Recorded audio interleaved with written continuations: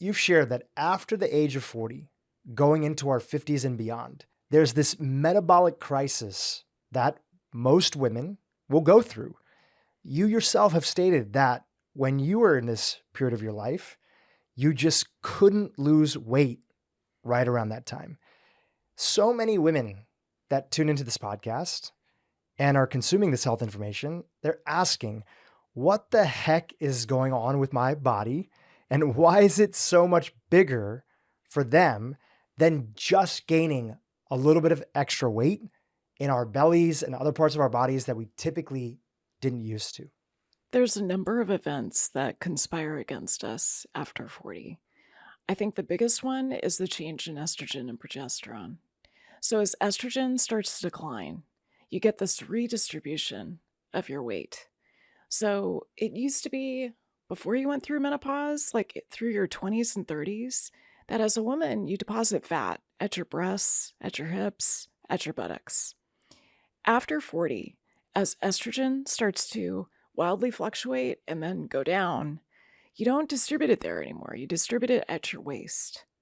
So along with that, you also gain about 5 pounds of fat and you lose about 5 pounds of muscle every decade, unless you're doing something about it. So that's one change. Another change is you become more insulin resistant. So glucoses start to go up. And this is really the metabolic health crisis that's going on. It's related to how mitochondria are functioning. Some women notice it in terms of not being able to zip up their pants, that sort of insulin resistance where you store fat no matter what. Other women notice it more in their brain. They've got more brain fog. They've got what Lisa Mosconi calls cerebral hypometabolism. You just don't use glucose the way that you once did. There's also a cortisol problem. You get more stressed. You may find that you fly off the handle more easily. Cortisol tends to rise as you get older. Not for everyone. There's some people who get a burnout state with cortisol and it can become low. It can even be high or low within the same day. But that tends to also drive blood sugar. And then the fourth issue is your thyroid. So thyroid tends to become less functional as you get older. And most of the people who are affected by thyroid dysfunction are women.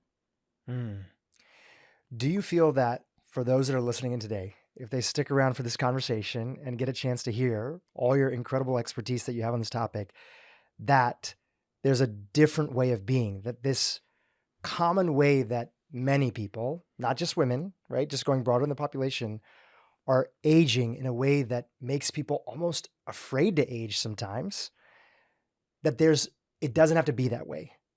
That's the crux of this conversation, Dhru, because it doesn't have to be that way. So I think a lot of us look at the aging process, especially after 40, as this burden. You know, all these hormones that are changing. Do we want to take hormone therapy, bioidentical hormone therapy? Yes, no. Do we want to be working with our hormones in a different way?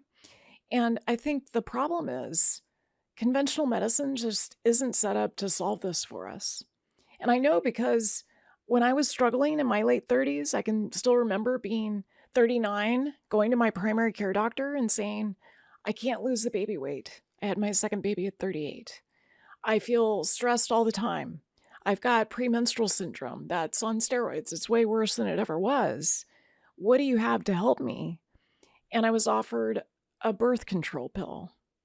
I was offered an antidepressant, a selective serotonin reuptake inhibitor. And he told me to exercise more and eat less. And that was the moment where I just realized, okay, if I'm not being served well by the advice from conventional medicine, then there are millions of women who are also not being served well. And so that was my moment where I stood up and said, okay, we got to do this differently. We've got to find a different path that allows us to navigate these hormonal changes and to do it with grace and to do it in a way that is natural and healthy, doesn't cause any long-term problems, and really allows us to serve our purpose here on the planet. Not just kind of disappear and melt away and become more fat as we get older. You know, you made a video recently on YouTube and you shared it beautifully there. You said that you regularly hear from patients that they go to their doctors. Obviously, this is before becoming a patient with you, with symptoms of perimenopause, like I'm gaining weight, I can't sleep, I'm more moody, I don't have energy like I used to, I'm so hot all the time, I have night sweats, I've lost my sex drive, and they take these to their doctor, and often their doctor is not super helpful. In fact, many women, including like yourself, feel that they were dismissed. Let's zoom out a little bit big picture.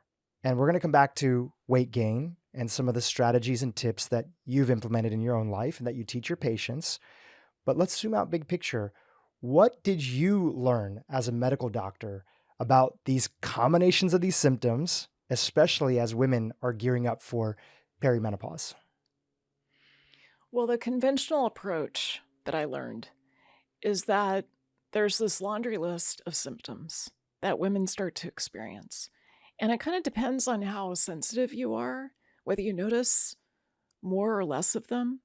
And those can start as early as 35. It can start with your period getting a little closer together. And that's a progesterone effect. As you make less progesterone, you run out of ripe eggs. The other thing that I learned is that the conventional approach is really to give a birth control pill and not usually to offer bioidentical hormone therapy. So I was really taught to tell women, this is just part of the aging process. Get used to it. But I found that totally unsatisfying. And when I was there myself and struggling with a lot of these symptoms, I realized there's got to be a better way. There's got to be science behind a better approach that allows us to navigate all of these hormonal changes and to do it in a way that really allows us to live our best lives in middle age. So that's what I set about doing. And I think what you're asking is, what did I learn when I kind of took that right turn, when I turned away from conventional medicine and said, okay, I've got this low progesterone, my periods are getting closer together, what can I do about it? Oh, there's this herb called chasteberry. 4 randomized trials show that it helps with PMS. It helps to raise your progesterone levels. It helps to kind of nudge your ovary to make more progesterone when you're in that early perimenopausal phase. So that's just one example of some of the things that I learned when I took to the science to be able to answer some of these questions.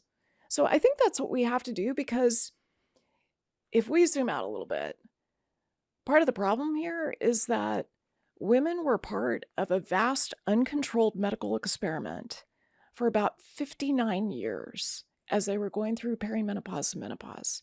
So they were given synthetic estrogen and progesterone, Premarin and Provera, without a randomized trial to show that it was safe and effective. And so many women were taking these hormones. In fact, Premarin was the number 1 prescribed medication in the United States for decades. So we finally had a randomized trial that was published in 2003 that showed that it was potentially dangerous and risky. And then millions of women came off of their hormones and they weren't offered really any alternative. So we have to find the middle path here. What's science-based and what can be the most effective to help us with these symptoms? And I also learned there's more than 100 symptoms that you can experience through perimenopause and menopause. It's not just, a few that I learned when I went through my OBGYN training. So we need to be tuning into this bigger picture.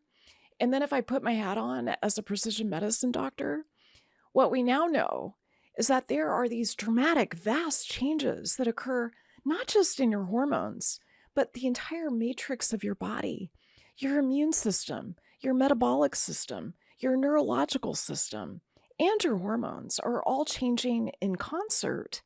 And we want to be aware of all of those changes so that we're not just focused on, okay, what's your estrogen level? What's your progesterone level?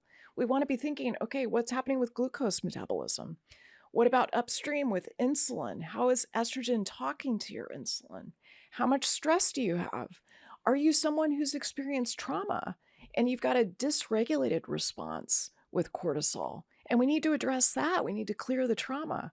So we want to be thinking about all these threads that lead to a woman who's going through this change typically sometime around 35 to 45, this change into perimenopause, and needs our help, needs a way to navigate it and not just be told, oh, you're getting older, get used to it.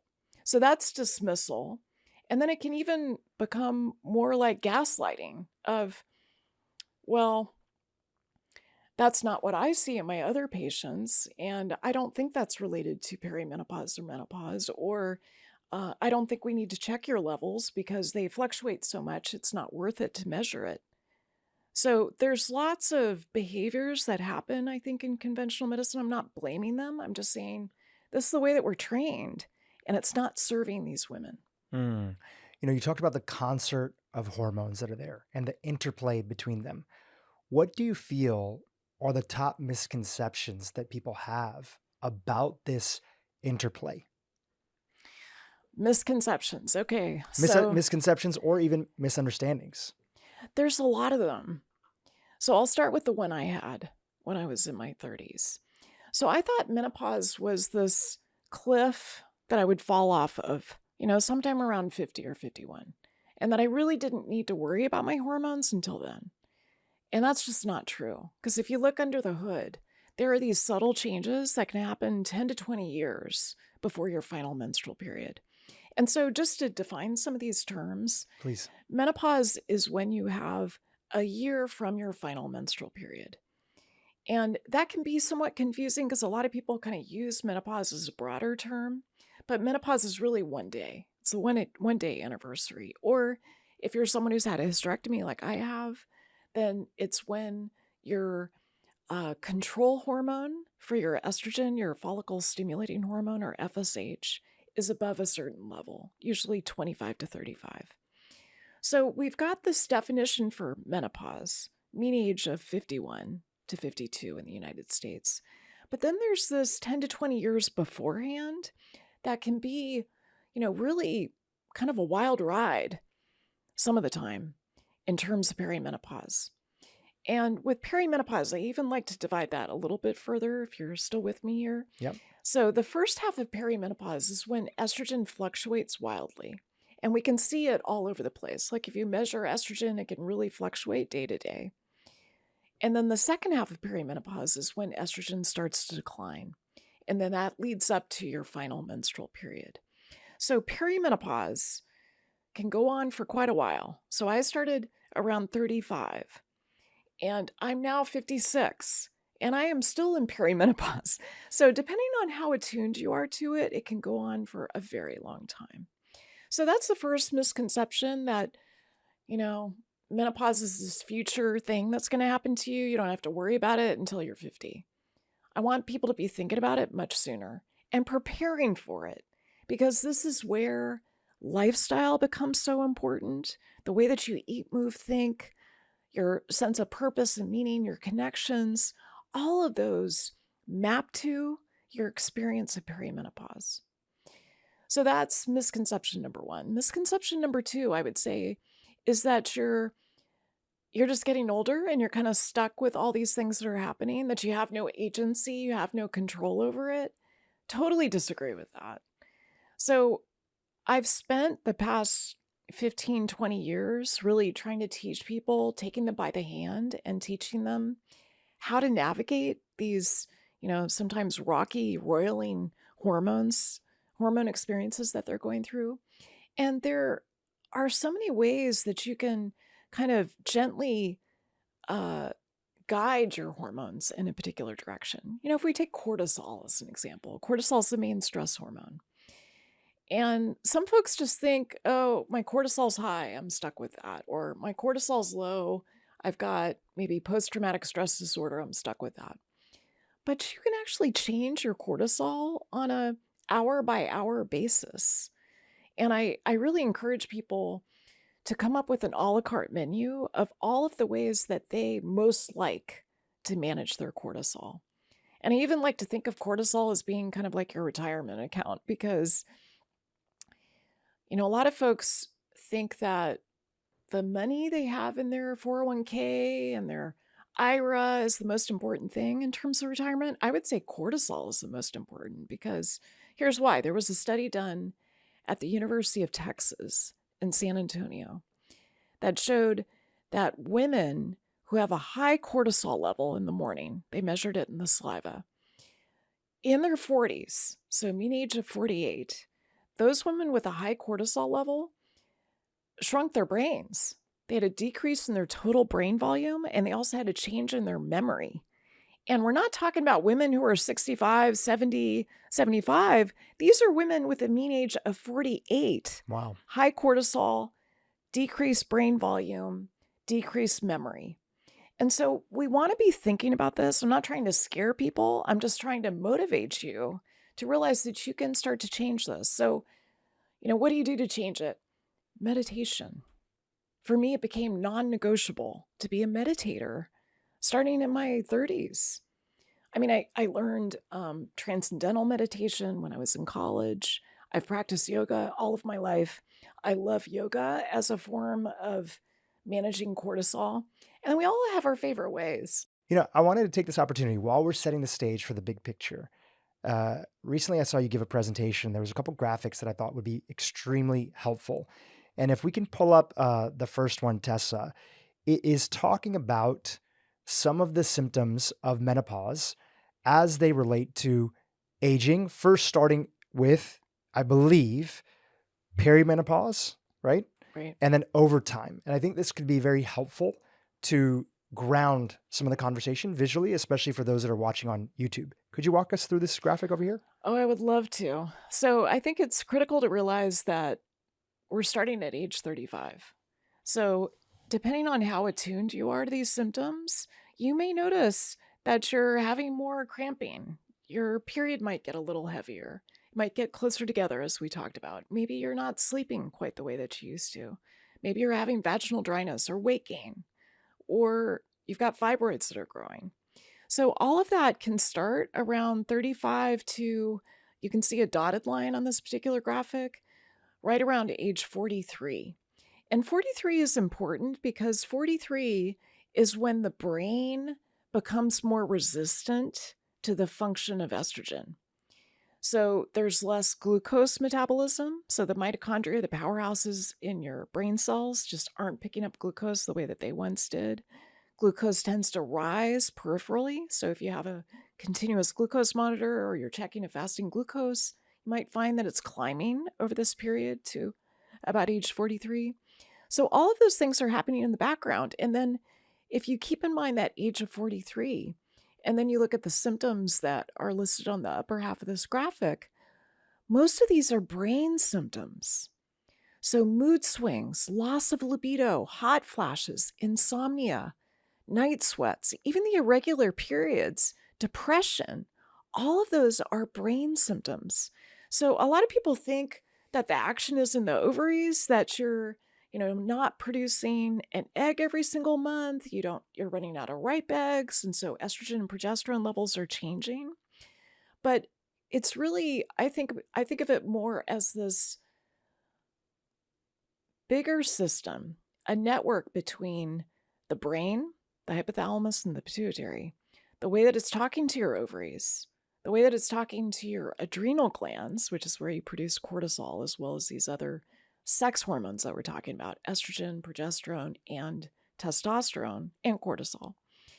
And it's also involving your gut, because your gut is a really important source of hormones. A lot of people don't realize that. They don't know that, the fiber that they haven't been getting in their diet might be leading to excess estrogen in their system. So we want to be thinking about, I call it the HPA TGG. So hypothalamic, pituitary, adrenal, thyroid, gonadal, gut axis. Now, that's a total mouthful, but just to understand that it's not just the ovaries we're talking about. It's really this bigger system that we want to be considering. So those symptoms that are happening from about 43 until I would say about 55, those really tend to concentrate on the brain. And then after that, you get these more long-term consequences of running low on estrogen. And that includes osteoporosis, more vaginal discomfort, maybe even recurrent bladder infections. You can have breast cancer, you can have heart disease. So those are some of the things that we tend to track, especially in the randomized trials that are done, like the Women's Health Initiative. And those are things that we think about in older women. And as I said earlier, there's about 100 symptoms that you could map to perimenopause and menopause, but these are really the ones that are the most common. And so in that period, if your last period is somewhere around 51, 52, you really have a dramatic decline in estrogen. The lower half of the graphic illustrates this significant decline in estrogen. And that's critical because estrogen is the primary regulator of the female body, the primary regulator. And so as estrogen declines, a lot of women just find that they don't feel as vital as they used to. They've got more moodiness. Maybe they've got depression. They may have more anxiety. That's not listed here, but it's a consequence often of insomnia, and it also is related to which estrogen receptors are being stimulated, because some estrogen receptors are anxiolytic, so they reduce estrogen. Other estrogen receptors are anxiogenic, so they increase anxiety. So there's all these symptoms that women are experiencing, and we want to be looking at the total picture and not just saying, oh, you have insomnia, let's give you an Ambien. That's not a solution. That is masking symptoms. It's not getting to the root cause. Mm. As part of this conversation, we're going to zoom in and zoom out a little bit. And I want to pick up on a thread that you just shared a little bit earlier. You talked about estrogen and the connection between that and fiber. We know the stats that past individuals have shared on this podcast, which is, average adult American is getting less than like 15 grams of fiber a day. So in that particular instance, especially for individuals that are going through perimenopause and getting closer to menopause or maybe in menopause, if they don't have adequate dietary fiber in their diet, right, how does that actually show up as symptoms they might be dealing with inside of the body? The way that I think of it, Dhru, is that estrogen and progesterone are like tango partners. And you want to have a really good dance between the two. You want it to be well balanced. You don't want one to lead or, one to be dominant. And so having this balance between estrogen and progesterone is something that I want women to focus on, regardless of their age. So if you're 35, 40, 45, 50, etc., focus on the balance between estrogen and progesterone. So the fiber becomes important because if you don't get sufficient fiber, if you, I think of fiber as in some ways inactivating estrogen. So the golden rule of estrogen is that you want to use it and then you want to lose it.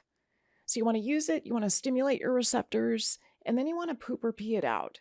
You don't want it endlessly recirculating in your body, usually through your gut, almost like bad karma. You want to be able to get rid of it. So fiber helps you to get rid of it. The other thing that you want to think about is that there are 3 bacteria in the gut that produce an enzyme called beta-glucuronidase, or BG for short.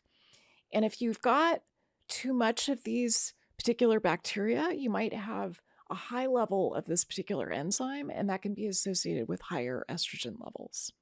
So fiber, I think, is kind of the easy thing to reach for here. We know that the average American woman gets about 14 grams of fiber, as you said, and they should be getting somewhere around 2 to 3 times that. So the way I frame it is I want you to be eating about a pound of vegetables a day. Divide it up, put it in your smoothie if that sounds like an outrageous amount. Get it in your salad at lunch.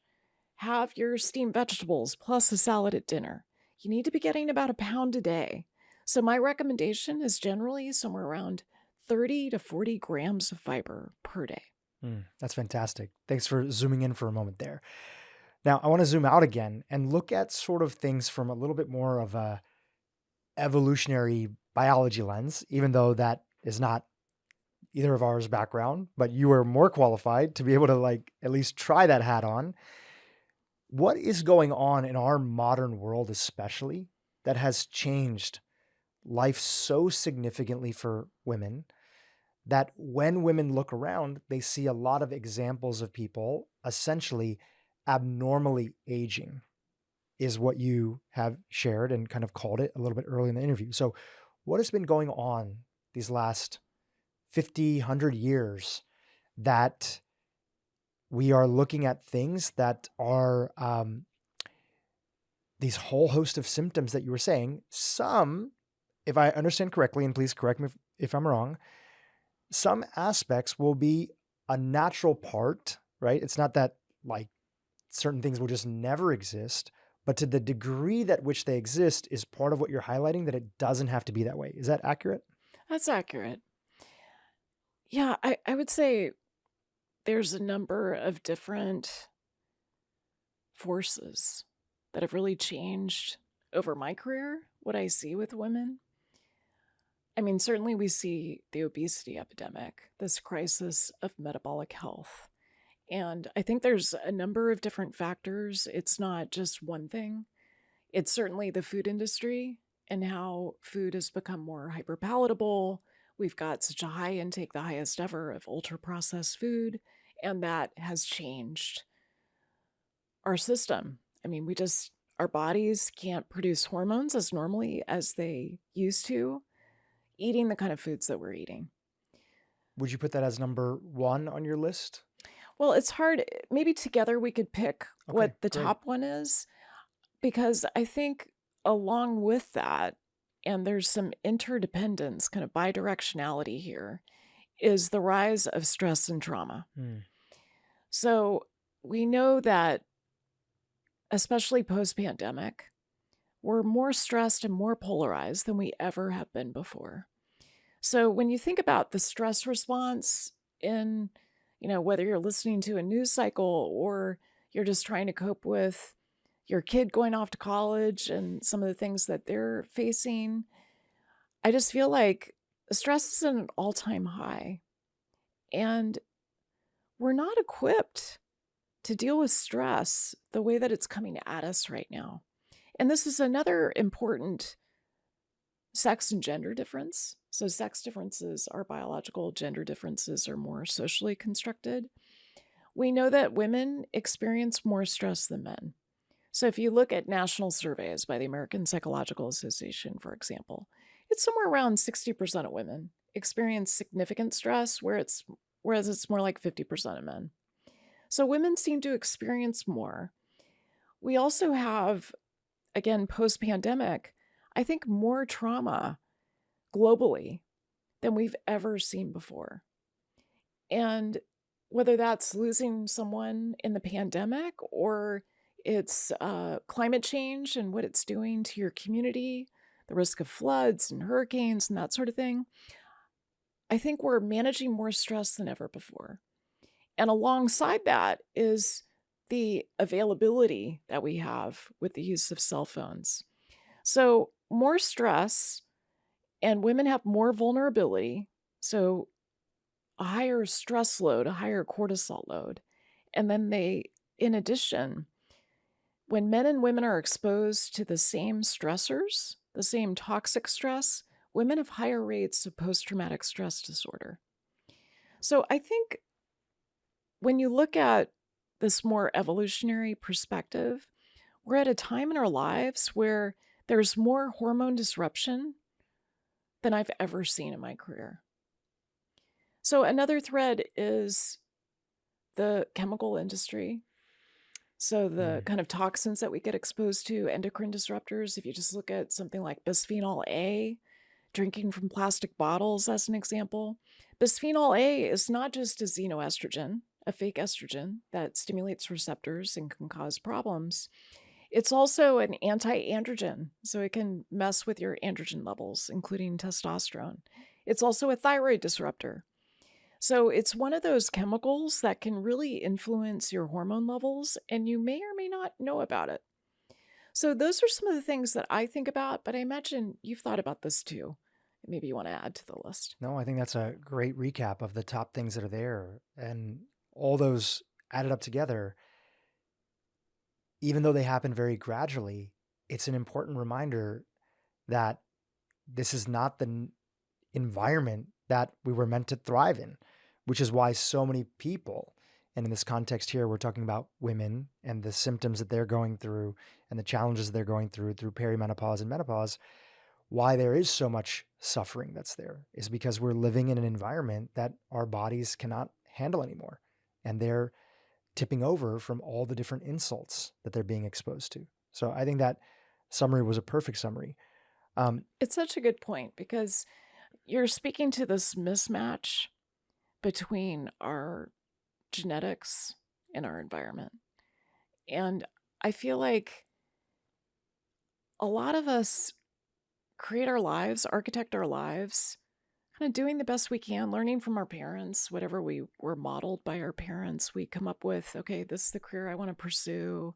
Here's where I'm going to go to college. Okay, I'm going to get married in my 20s. Here's who I'm going to marry.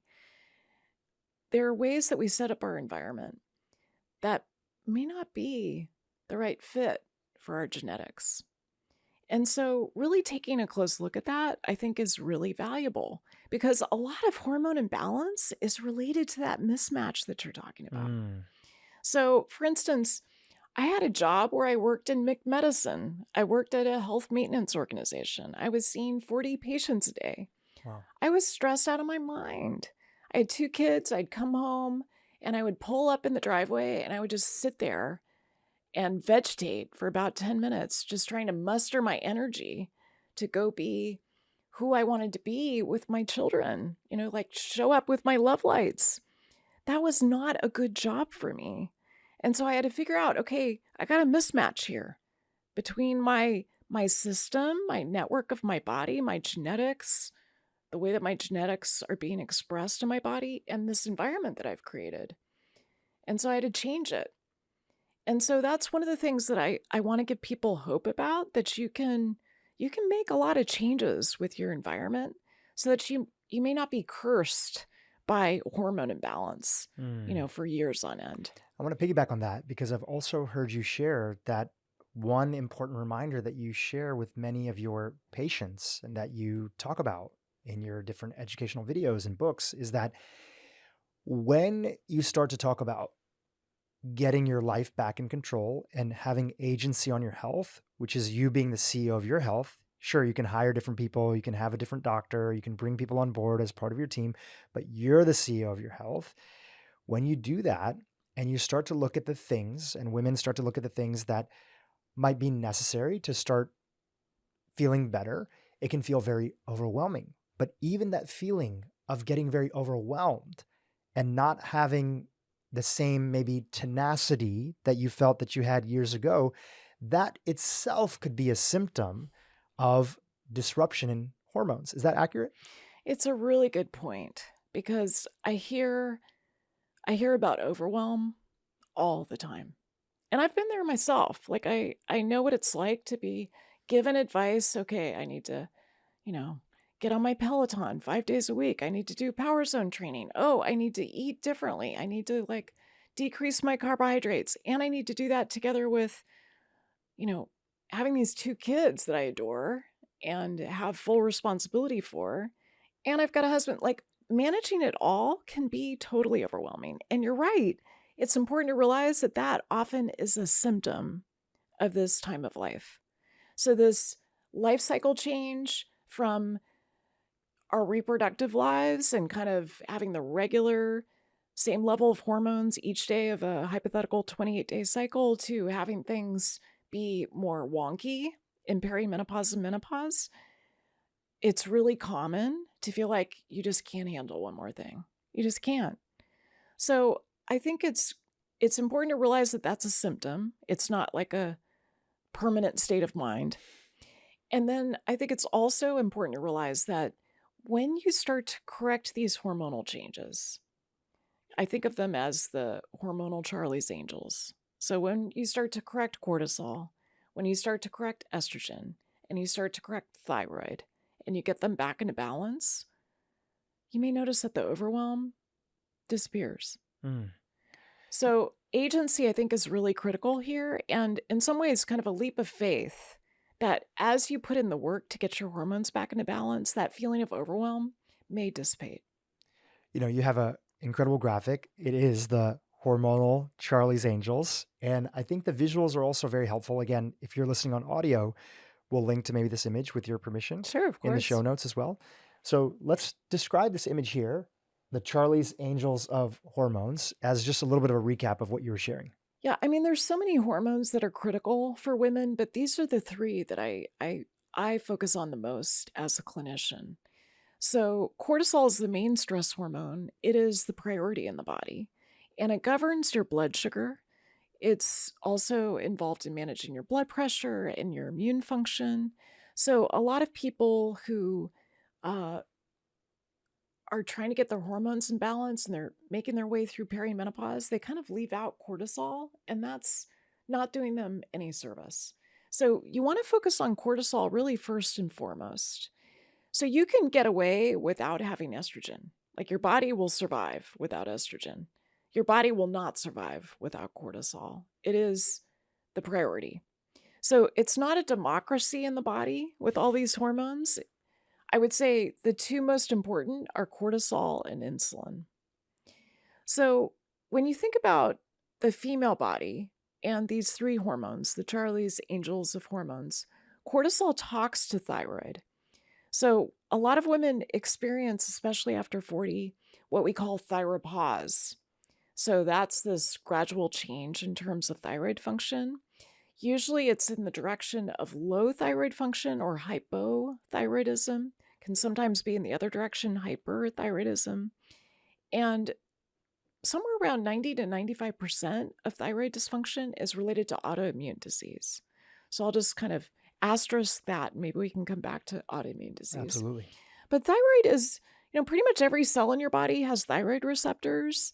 It affects your metabolism. It's kind of like the gas pedal. If you think of your body as a car, it's critical to energy production. And then we've talked a little bit about estrogen. It is the primary regulator in the female body. It regulates menstruation. It builds the uterine lining to prepare for pregnancy if that's something that you want. And if you don't get pregnant, then you shed your lining. It also keeps women lubricated in terms of their joints, in terms of their vagina. It's got about 400 jobs, so I just have two that are listed here. But we want to be thinking about, okay, maybe you notice that your shoulder has become more stiff, like you don't have the mobility that you used to have in your shoulder, or maybe the same thing in your knee or your hip.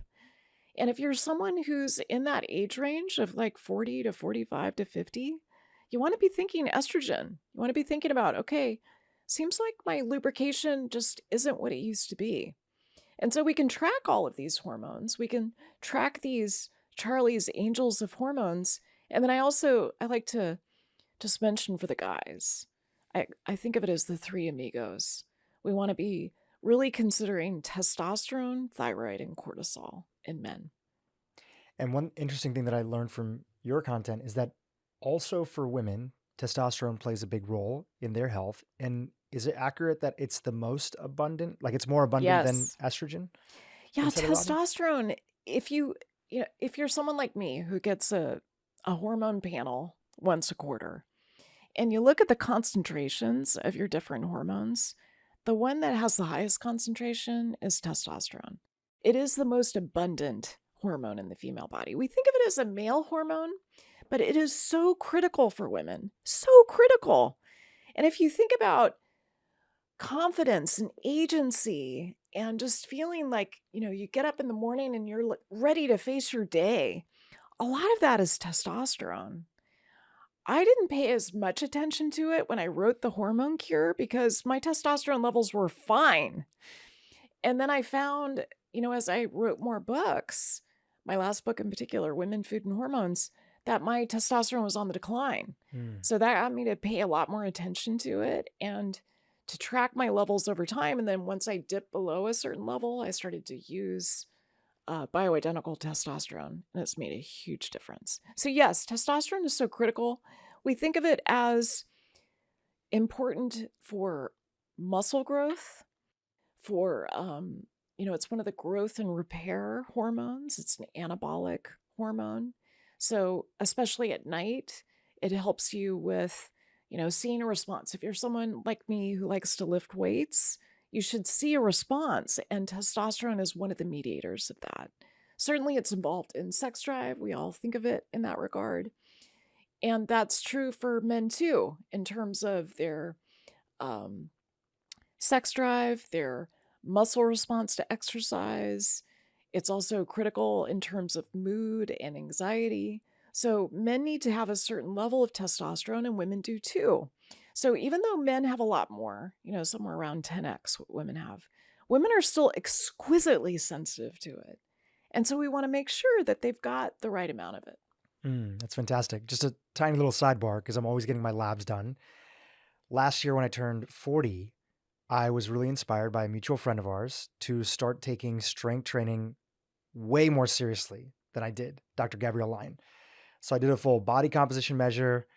I did it right after a big trip to Italy, so that probably wasn't the best idea, but it was very motivating. I remember that trip. I It looked came like a lot in, of fun. It was a lot of fun. I had a blast. My wife was there. My friends were there. Their wives were there. We had such a good time. A few of the guys were all turning 40.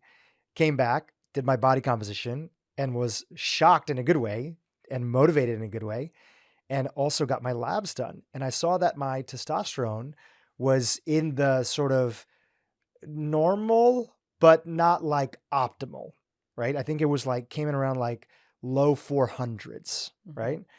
And then just through primarily improving my body composition, adding lean muscle mass, strength training as a byproduct of strength training 3 to 4 days a week, because I wanted to take it seriously, upping my protein, which is a big part of it. I kind of grew up under eating protein, and being on a more vegetarian diet. I was vegan for 7 years before I, discovered the world of functional medicine and integrated medicine and completely changed how I operated. And in less than a year, I increased my testosterone by almost 100 points just through that. No testosterone patches, no prescription testosterone. And it's just such a reminder of how powerful the body is when we create the right environment for this. And I can imagine that you've probably had female patients themselves also too, because you're a big fan of resistance training, have seen their own improvements, hormonally, just by putting some more intention into this area of resistance training. Such a critical point. I feel like in the debates that we have scientifically about low testosterone in men or low testosterone in women, it tends to be this polarized conversation about should we do testosterone replacement therapy? And what gets lost is the lifestyle changes that can really make a difference with your hormones. I mean, if you think about it, the food that you eat is really the backbone of the hormones that you make. And then the way that you are utilizing your body, like if you're using it the way that it was intended, our ancestors on the savannah were not sitting in chairs and sedentary. They were moving around. They were lifting boulders. They were doing what we approximate now with strength training. And I think it's really critical. So to see that kind of change, to have this bump in your testosterone just with lifestyle change, I think is so important. So yes, protein consumption has been shown to make a difference. Reducing sugar has been shown to raise testosterone. The way that you exercise, like with strength training, can really make a difference. And then for some people, even taking some of the precursors like DHEA, which is over the counter, can help to raise testosterone. That especially works in women. It doesn't work quite as well in men. It tends to be aromatized to estrogen, so you have to be careful about that. But I love this point about how lifestyle change can cause significant changes in your hormone levels. And I imagine you felt a lot better too. Yeah, I felt like there was a little pep in my step. Yes. Which is what a lot of people notice. I want to take some of this and I want to contextualize it in your story. And of course, your books where you have fantastic protocols that you've written that women can follow. We have the links to your books in the show notes below. When you went through this moment of having gone to your doctor and him giving you a birth control pill and an antidepressant and saying, lose a little weight, eat better, or lose a little weight and move a little bit more. And you said, there's got to be a better way. I'm sure that sent you down this whole hero's journey where you started to unpack some of the core aspects that were within your control, these different levers that you could start to pull to feel better. And because I've seen you educate to patients, and you're an incredible educator, you're really good about sort of chunking them to help patients figure out where to start first, second, third, and then kind of continue.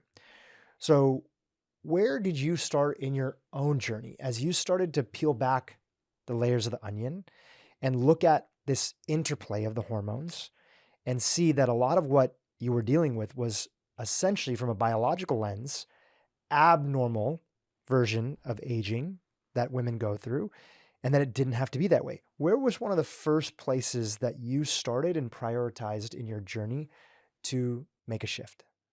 The first place was cortisol. So I left that doctor's office and I went straight to the lab. And yes, I've got medical training, and so I could order my own labs. And I realize a lot of people don't have that. But I decided that I was a hormonal hot mess, and I just wanted to see what my levels were.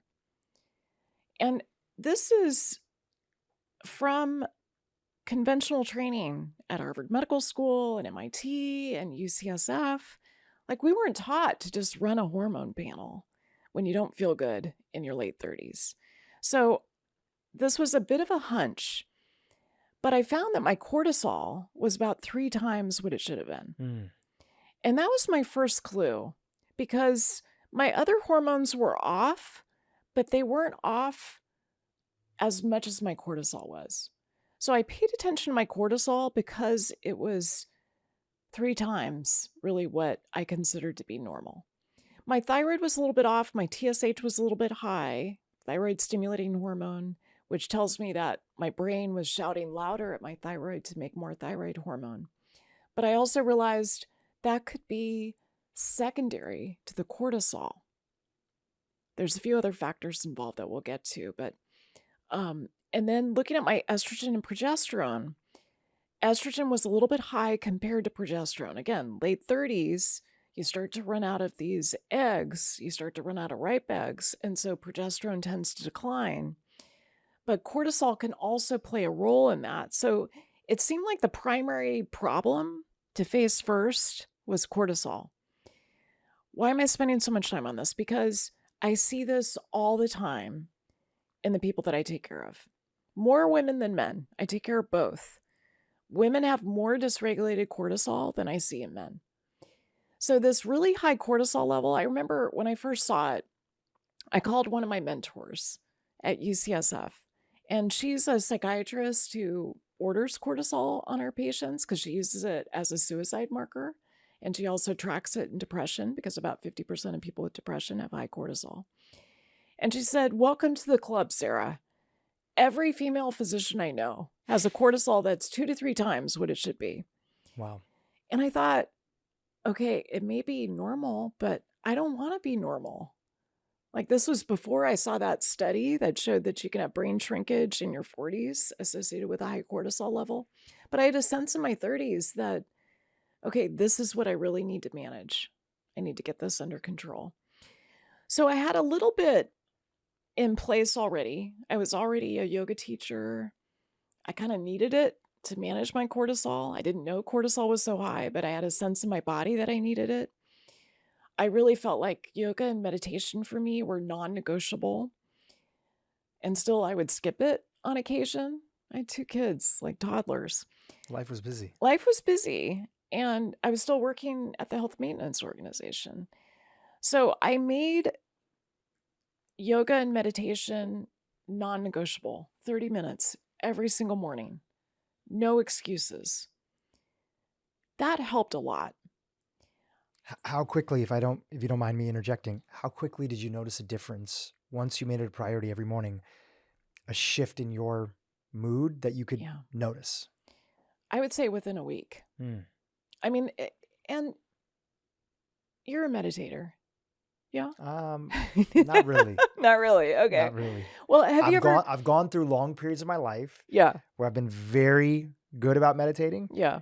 I've gone through long periods of my life where I haven't meditated, but I'm not ashamed to say that I'm not a daily meditator. I really appreciate you sharing that. I think it helps for people who are listening to us and they're thinking, why can't I meditate?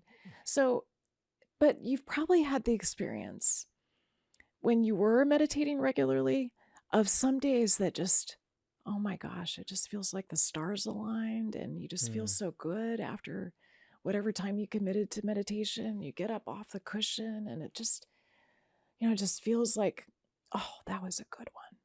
So there are days like that that I think accelerate this recovery with the stress response system, and they create balance between the sympathetic nervous system, kind of the on button of your autonomic nervous system, versus the parasympathetic nervous system, which we're activating with meditation. So there are some days that are better than others, but I would say on average about a week.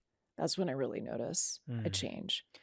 So cortisol was the first place you started, and prioritizing the sort of rest and recovery aspect. Rest and recovery. And let me layer in a couple of other things. At the time, I was a runner. So I was running about 4 miles 4 times a week. And so when that doctor said to me, you need to exercise more and eat less, and I just knew in my bones that that was wrong, I started to look at the literature on running, and I realized, oh, I'm already a high cortisol person. I go running and I'm raising my cortisol even higher. I wasn't doing any strength training. I was doing chronic cardio at that time, and that was adding to the problem. So high cortisol kind of day in and day out. And I was still 1 foot in conventional medicine, 1 foot in this more functional integrative medicine world. And so I still had this idea, well, is there a pill I could take? So I started looking at the literature on supplements because I was thinking, well, there's all these adrenal tonics, right? Like ashwagandha and ginsengs, and couldn't those help? Rhodiola. And there is quite a bit of literature showing that rhodiola in a randomized trial reduces cortisol levels. We know that ashwagandha seems to reduce cortisol levels, at least in animal models. There's not as much human data, but it's got, thousands of years in Ayurveda of being used. Phosphatidylserine at a dose of about 400 milligrams has been shown to lower cortisol. Same thing with omega-3s, with fish oil is what was studied in the randomized trial. So there are supplements that can help. And so I layered that on top of the yoga and meditation. I changed the way I was exercising. So I still ran occasionally, but I started working out more with friends. And that provided accountability and community and more attending and befriending and kind of conversations about these things. I started doing more adaptive exercise, more Pilates, and ways of working with my core and not chronically raising my cortisol level. So those things together, I would say over about a 6-week period, really made a difference. So I felt a difference at a week with the yoga and meditation, but it really took about 6 weeks to reach this new steady state, this new homeostasis. And is cortisol, which goes into this whole perceived stress and women experiencing more of this perceived stress and real stress inside of their day-to-day lives, and often the burden of family and sort of world events because they feel everything. Women are much more sensitive in a beautiful way. They notice what's happening in this world. It's their superpower. Do you feel that for most women who are listening today, that often is the best place for them to start? You started there in cortisol and stress management and everything like that, changing how you worked out. Is that what you find is where most women could benefit starting from as well? I'd say about 80% of the patients that I take care of need to start with cortisol. So occasionally I'm surprised. I've had maybe 5 to 10% of my patients have completely normal cortisol levels. I also have some patients who've got cortisol issues, but they've got other hormones that are a bigger problem. Like they've got hypothyroidism, they need that addressed, and then we can work on the cortisol. So I would say 80% of the time, cortisol is the one to start with. And so there's lots of ways you can measure this to kind of see what the highest priority is. And I love that we're democratizing data. I love that you can go to different labs and you can actually order some of these panels. I mean, certainly get it through your insurance if you can. But there's still a lot of doctors who don't understand the value of doing hormone testing. That's kind of a Mm. whole other topic, but I love that we can go to different labs now and you can order a panel when your clinician may not want to. Yeah. And in the case of cortisol now, the best panel order, is that going to be blood or saliva if somebody has the resources to be able to do it? So I start with blood. The problem with blood is that it looks at total cortisol. It doesn't measure the free cortisol. So my preference is to use saliva to look at cortisol. And if we want to go a little bit more granular, what I like to do is a diurnal cortisol, and that's where you measure it at 4 points during the day, usually when you first wake up, around noon, 4 p.m., and then before you go to bed. And it should be almost like a lasagna, where the cortisol goes up first thing in the morning, then has a gradual decline while the sun is up. There's also something called a cortisol awakening response, and that's where you measure your cortisol in the saliva. When you first wake up, 30 minutes later, 60 minutes later. And those help to tell us whether the control system is working with your cortisol. One of the top things that women who wrote in when I was talking about doing this episode is how much they notice their sleep cycle is being thrown off, especially as they are noticing symptoms of perimenopause. And then usually when menopause happens, that 1 year marker after having their last, period, there's so much disruption they notice with sleep. And I can imagine that cleaning up our sleep hygiene and prioritizing our sleep is a big part of what also helps us get our cortisol levels in check. So how do you think about those things together? The struggling with sleep and the symptoms that are often associated with that, waking up in the middle of the night, which a lot of women experience, but then also needing to prioritize sleep to make sure that you're recovered the next day and to start having cortisol be in a better range. Sleep is a complicated topic, and I'm really glad you raised it because we know that women suffer from insomnia at double the rates that men do. So there's something different about female physiology. And I also should say that I'm talking about men versus women here with the recognition that, we're talking about those who are assigned male at birth and assigned female at birth. And there's, an infinite number of experiences between those two poles. So I'm using men versus women mostly because that's how the science gets reported. But I want to acknowledge that there may be a lot of different folks in our audience who identify in a gendered way or not gendered.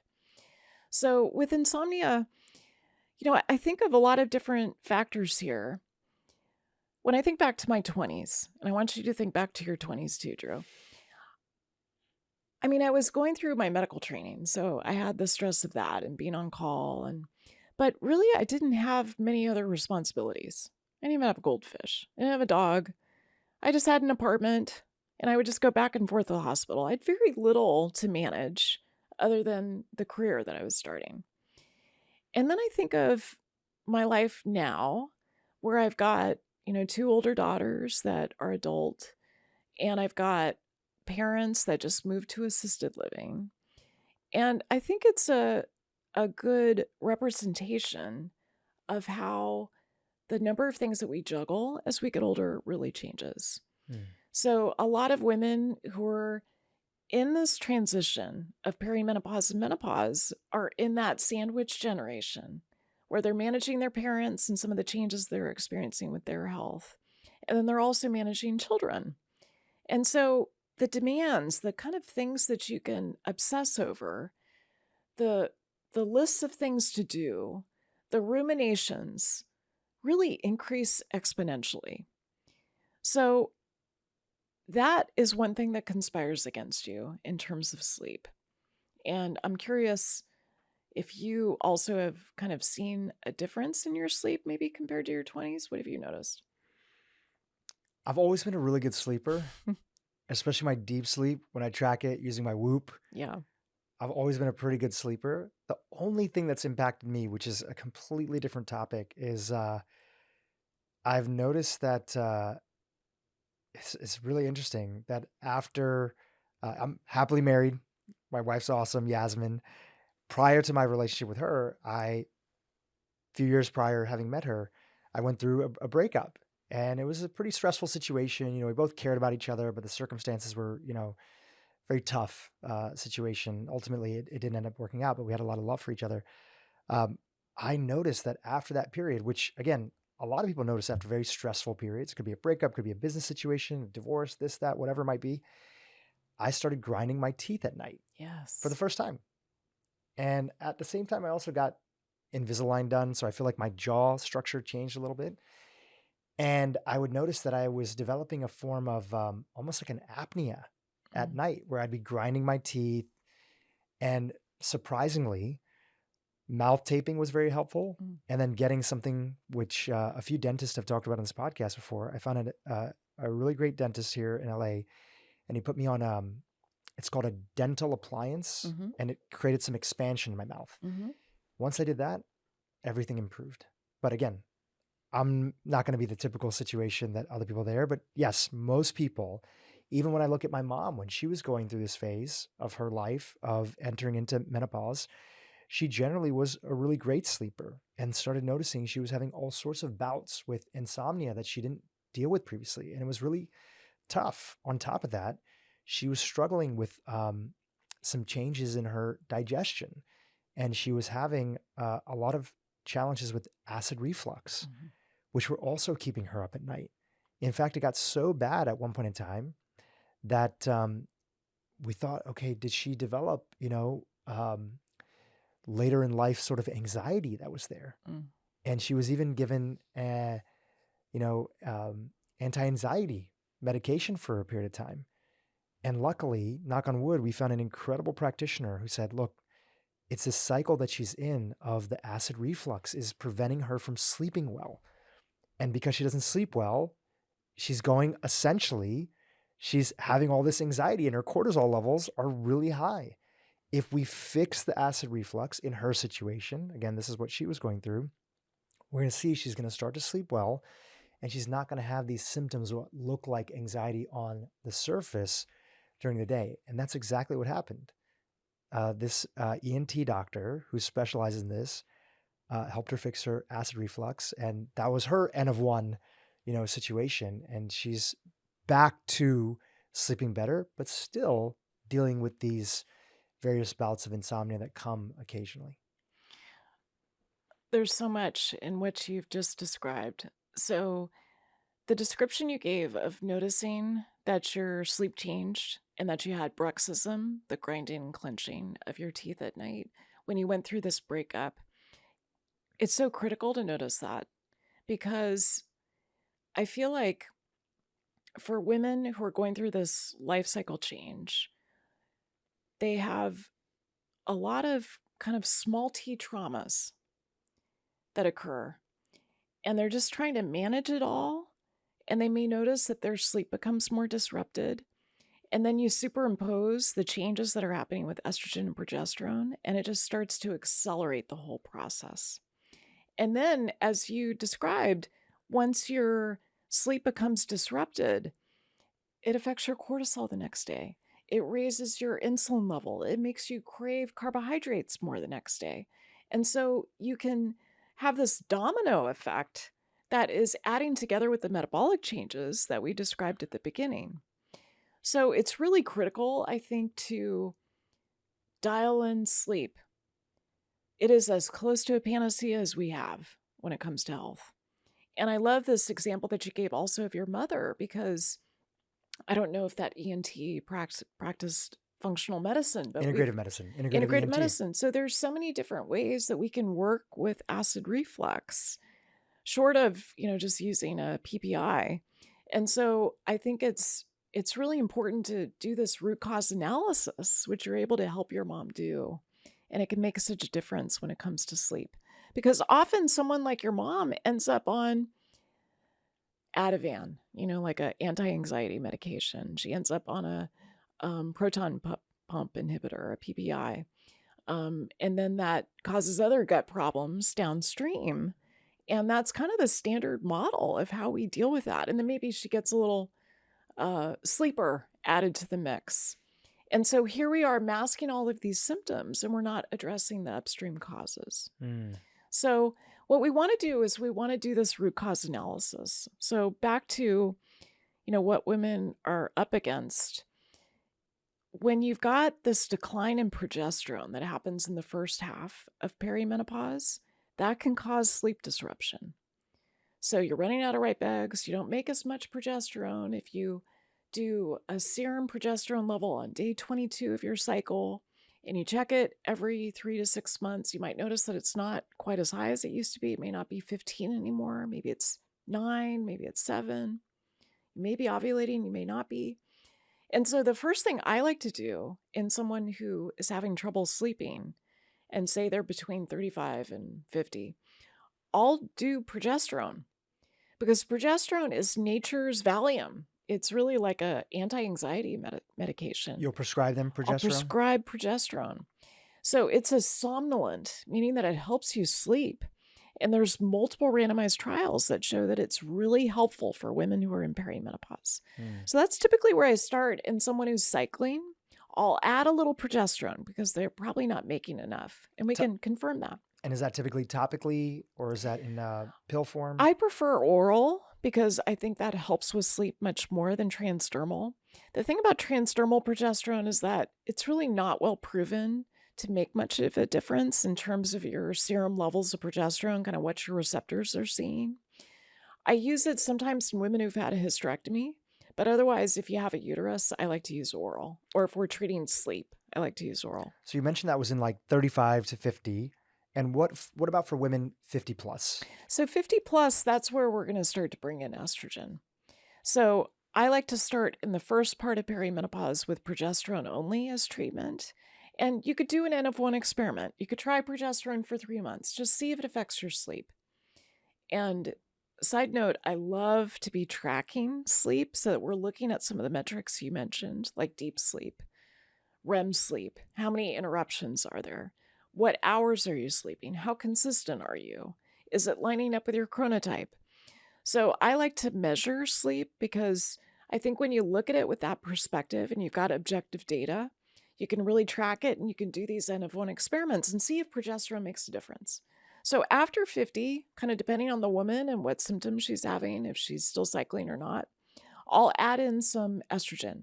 And typically at that point, if we're addressing sleep, it's going to be an estrogen patch, a bioidentical estrogen patch, such as can I mention brands? Yeah, absolutely. So Vivel Dot, I love 0.0375 milligrams in that sort of situation.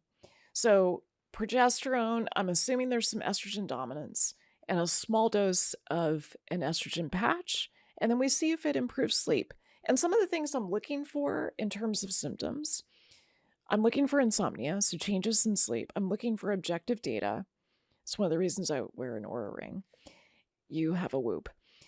And I'm also looking at night sweats, hot flashes. And in women who are still cycling, sometimes what they have is night sweats just the week before their period. And that might be when they need extra progesterone, just during that week. Whereas women who are older, they're more likely to have hot flashes, like during the day, not just at night. So this was all in the context of cortisol, addressing, as you had mentioned, for 80% of women, that often that's a great place to start, is sort of helping to think about perceived stress, the management of that, and bringing cortisol down, because high cortisol levels has a whole host of implications on the whole concert of hormones that are there. That led into the topic of sleep and your suggestions that were there, which also encompasses a top question that people had, which was bioidentical hormones, hormone replacement therapy, etc. So we touched on that a little bit. Let's come back to the sort of sequence of things that you did and that you recommend now that you have a sense of things with cortisol, and the listeners have a sense. What is the next place to move on to?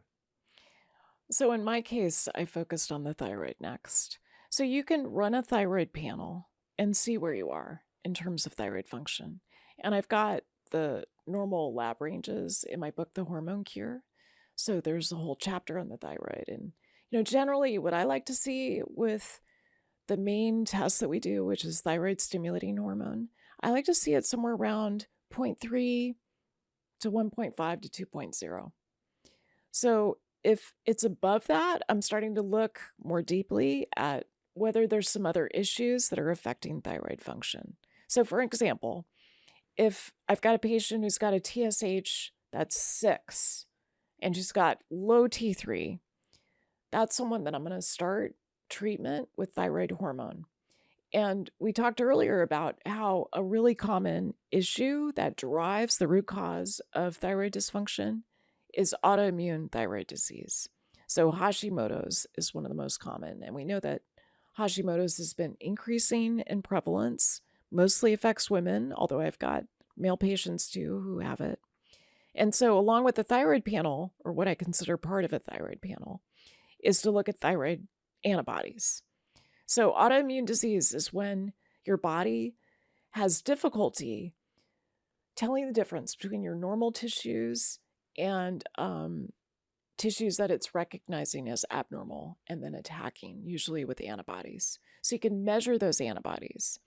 This is the topic of my next book, because what I noticed was that I was seeing more and more people with autoimmune disease who were coming to see me.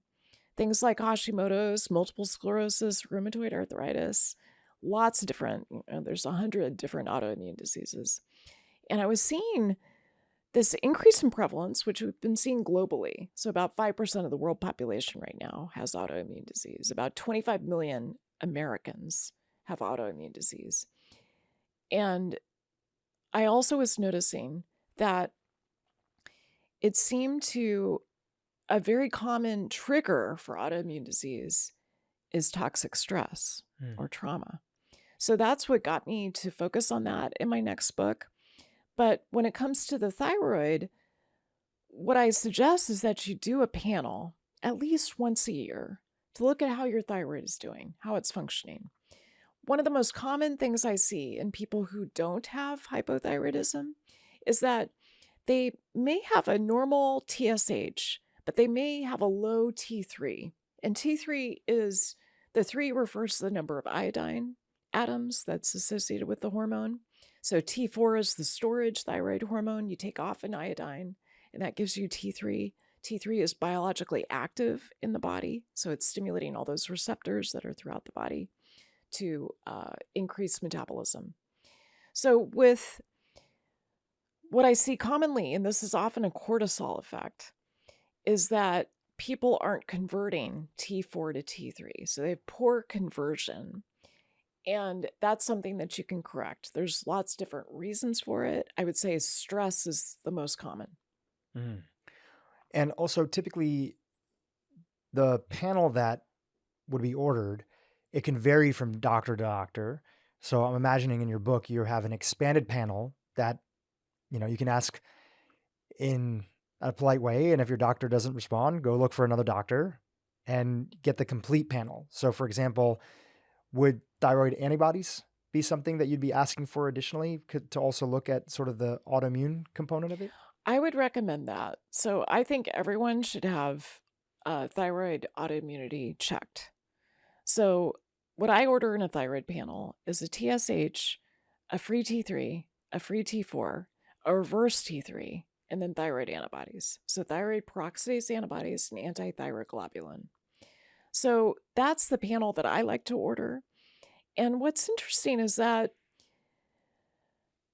I hear all the time from women who go to their doctor and say, I asked for a hormone panel, including thyroid. I've got all these thyroid symptoms, and he tells me it's normal. But unless you're doing this deeper, broader panel, you may not know the whole story. A big part of what we do in functional medicine, in precision medicine, where we pull together genetics together with blood testing and other biomarker testing, we're trying to understand, where are your vulnerabilities? And so a lot of people who get told that their tests are normal, we know that there are folks who are included in that normal population that the lab reports who are hypothyroid. So if you look just at people who are euthyroid, EU thyroid, they tend to have a TSH that's somewhere around 1.5. So we know what normal optimal function looks like. I don't want to be normal. I want to be optimal. And so you want to know the difference between the optimal range with your thyroid tests versus the normal range. So your doctor may be telling you you're normal, but you might be wanting to be optimal. And that's a different goal. No, that's a great explanation. Thank you for that. I want to ask you in the context of this, and I know we have a few more, where does diet fit into it? And what did your diet look like at the time? I know you've learned so much about diet over the years, and you are a big fan of especially a diet that prioritizes things like protein, balances blood sugar, and feeds our gut as well too. How was your diet at the time? And what are your dietary recommendations for women that want to step into harmony with their hormones? Well, at the time, I think you're talking about when I was seeing my primary care doctor and I got angry with his advice. So this is a bit vulnerable, Dhru. I would say when I was in my mid-30s up until about age 40, I was a food addict. I was eating a lot of carbohydrates. I was loosely following a Mediterranean diet. And I was eating a lot of fresh fruits and vegetables, probably too many fruits for my system and for my blood sugar. And what I really discovered was that I was using food to soothe myself. And that's a very common reaction that men and women have, women more than men. And at the time, I didn't realize that it was really an unsuccessful strategy. So I was overweight. I was drinking too much wine. It was a big part of coming home from a day of seeing a lot of patients. I would pour myself a glass of wine while I was cooking dinner, and I'd have another glass of wine when I ate dinner. It was too much for me. 2 glasses of wine was too much. And I basically couldn't turn off the fat storage until I really cleaned up my diet. So there's a lot of different components to this. I'll try to keep it relatively simple. But I also urge caution here because what worked for me may not work for the next person. And this is where you really have to do some N of 1 experimentation. So I got into food recovery, and that made a big difference. And I wrote about that in my first and second book. So there's a lot more detail there. But I realized that the Mediterranean diet actually caused me to gain weight. And so I had to do more of a low carb version of the Mediterranean diet. So still getting, a lot of different colors of the rainbow with the food I was eating. I had to focus more on non-starchy vegetables, less on fruits. I had to eat more protein because I really found that helped to stabilize my blood sugar. And I needed a lot more fat. So those were some of the things that I had to change. And, what I found was, I would say about 35 to age 40, I needed to reduce my carbohydrates and increase my protein. In my 40s, I found that as my blood sugar was really changing pretty dramatically, that I needed more fat and I needed more fiber. So those were some of the changes that I made. And then I found, starting around age 50, that I really needed to increase my protein because I was starting to lose lean body mass. And that's really critical because, there's so many women who lose muscle mass. And our friend Gabriel Lyon, I think, has written a beautiful book about this very topic, Forever Strong. So I really encourage people to check that out. But after 50, I needed more protein and I needed to do these ketogenic pulses. I would do them for about 4 to 6 weeks. To get into ketosis, I found that it really helped me with the brain fog and with some of the cerebral hypometabolism or slowdown in my brain function that I was noticing. And it really helped me to regain my metabolic health. So that's a bit of a tableau over time. And what I encourage people to do is N of 1 experiments. And the thing that helped me with my N of 1 experiments more than anything else was a continuous glucose monitor. Well, I want to ask you about that. And before we go into continuous glucose monitor, would you say generally, because we have a whole host of people that are listening, some people that have been on their health journey for a long time, some people that are just starting, that within that N of one, there could be some broad strokes that could be applied to everybody? Yes, Um, Getting off of ultra processed food or highly minimizing ultra processed food and that's right. shifting to more whole foods diet, regardless of how people, maybe even doing at some point in time, again, unless if you have um, some history with disordered eating and you might want to be working with a professional. But I generally find for most individuals, there's not really even a sense unless they audit their total calorie and protein intake. Like, just doesn't have to be that the way that you are measuring your food all the time or tracking calories, but even for 2 weeks, getting a sense of like how much are you just eating in terms of total calories that are there from our diet. Yes. Healthy food today, processed healthy food, tastes better than ever. It's so easy to even overeat on those types of things. And total calories, while they aren't the entire picture, they still matter, especially Yes. when it comes to body composition. So staying away from and minimizing ultra processed food, um, maybe doing a little bit of an audit situation. Generally, most people are going to benefit from including and getting more diversity of fiber in their Yes. diet, as well as one of the last ones that would be there would be, we mentioned protein already.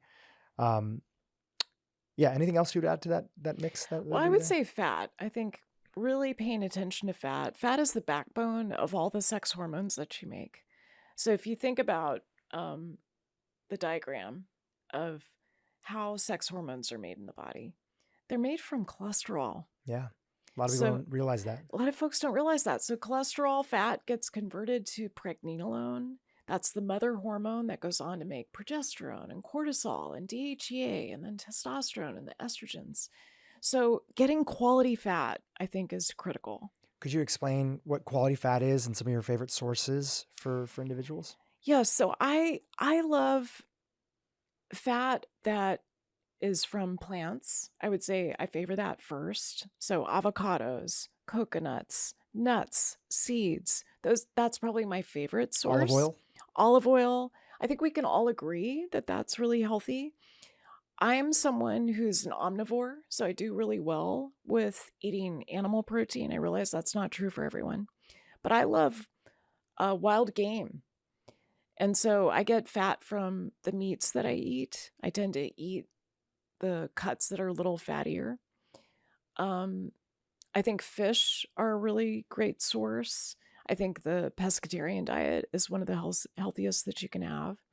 So I also like MCT oil, especially when you're doing ketogenic pulsing. I think it can be really helpful because it helps to, it's been associated with weight loss, and it also helps with alcohol cravings if that's something that you struggle with. So I think fat is really critical. It helps you feel satisfied longer, and it also helps you with blood sugar stabilization.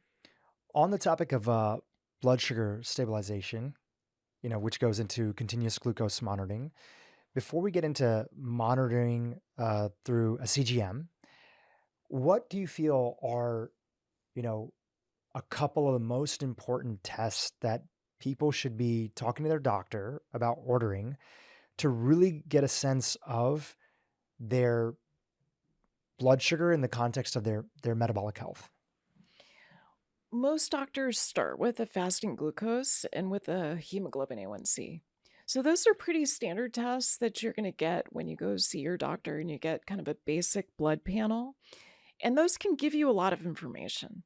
So when I was working at the health maintenance organization and I didn't have the luxury of doing a lot of functional testing, I really found that with a hemoglobin A1C and a fasting glucose, I could get a lot of information and I could guide my patients in terms of dietary changes. So that's where you start. The problem is glucose changes kind of late in the metabolic health journey.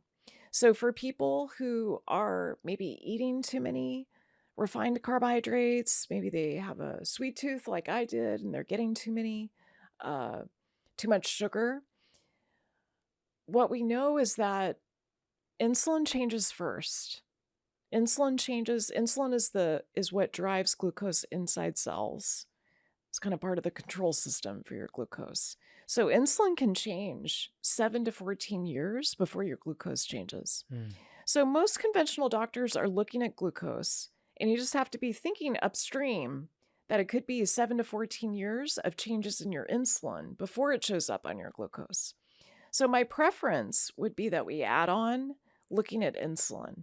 Fasting insulin, ideally like a 2-hour glucose challenge test where you're measuring glucose and insulin every 30 minutes after you have a, a certain dose of glucose, usually 75 grams. So those are some of the tests that I find to be helpful. And then I would say there's more advanced testing that you can do. So I like to use labs like Cleveland Heart Lab. I like to do an insulin resistance score. I track something called a HOMA IR for insulin resistance. I look at uric acid. So I like that to be less than 5 in women, less than 5.5 in men. I look at LFTs like ALT. When you have increased fatty liver related to insulin resistance, you may find that your ALT goes up. So I like to see an ALT in women, less than 20, less than 30 in men. So those are some of the basic things that I like to measure in terms of metabolism. And then it also can relate to inflammation. That's sort of another topic related to metabolism, but that's where I like to start. I'd love your thoughts on this. Do you feel that it's possible for, especially somebody who's in the menopause stage of their life, is it possible to feel significantly better without getting your blood sugar in control? I don't think so. I don't think so. Let me think about this.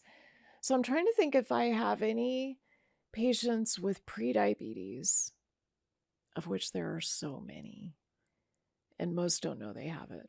I'm trying to think if there are any people I know with prediabetes and diabetes who really feel well without addressing their glucose. And I think the answer is no. I just think it's so critical to energy production, which is, that's the fuel for your mission. It's how you live your life. So unless your glucose is under control, unless your insulin is on your side, I just don't think you can feel well. I figured you were going to say that because I know your content pretty well. And I think it's an important reminder because when individuals, men and women, right? This conversation, we're mostly focusing on women, but men and women, especially you're in your later 40s, you're in your 50s, you're in your 60s, you're in your 70s, and you are starting to learn about the importance of balancing your blood sugar. It can feel like a lot. If you've been eating a particular way your entire life and you've been on this glucose roller coaster all day long and you're used to eating that way, which means that you're probably snacking a lot, you're probably hangry a lot. Yes. You have a lot of refined carbohydrates in your diet. You might be going to sweet things a little bit more than, what would be more tolerable for the body. You are under eating on fiber that would be there. And you probably are relying a little bit too heavy on processed food, whether that's ultra processed food or whether that's healthy processed food, because a lot of healthy processed food can spike your glucose up and down all day long.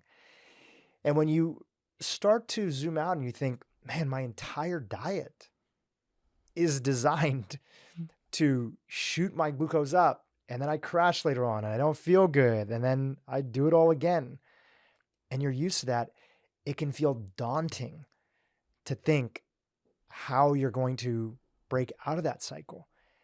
And why I think this is so important to remind people is that, you've stated in previous interviews that there's no bigger habit change that you have seen in your clinic than putting a patient on a continuous glucose monitor. Can you explain that a little bit, especially in this context of these habit changes being a little daunting for individuals? Yeah, I love that you framed it this way, Dhru. I don't know that I've ever heard someone frame it the way that you just did, because as you were talking, you were taking me back to my 30s and my early 40s, when I know that I was so spiky with my glucose. I just know I was. I'd be at work, I would skip lunch because I'd be doing charts.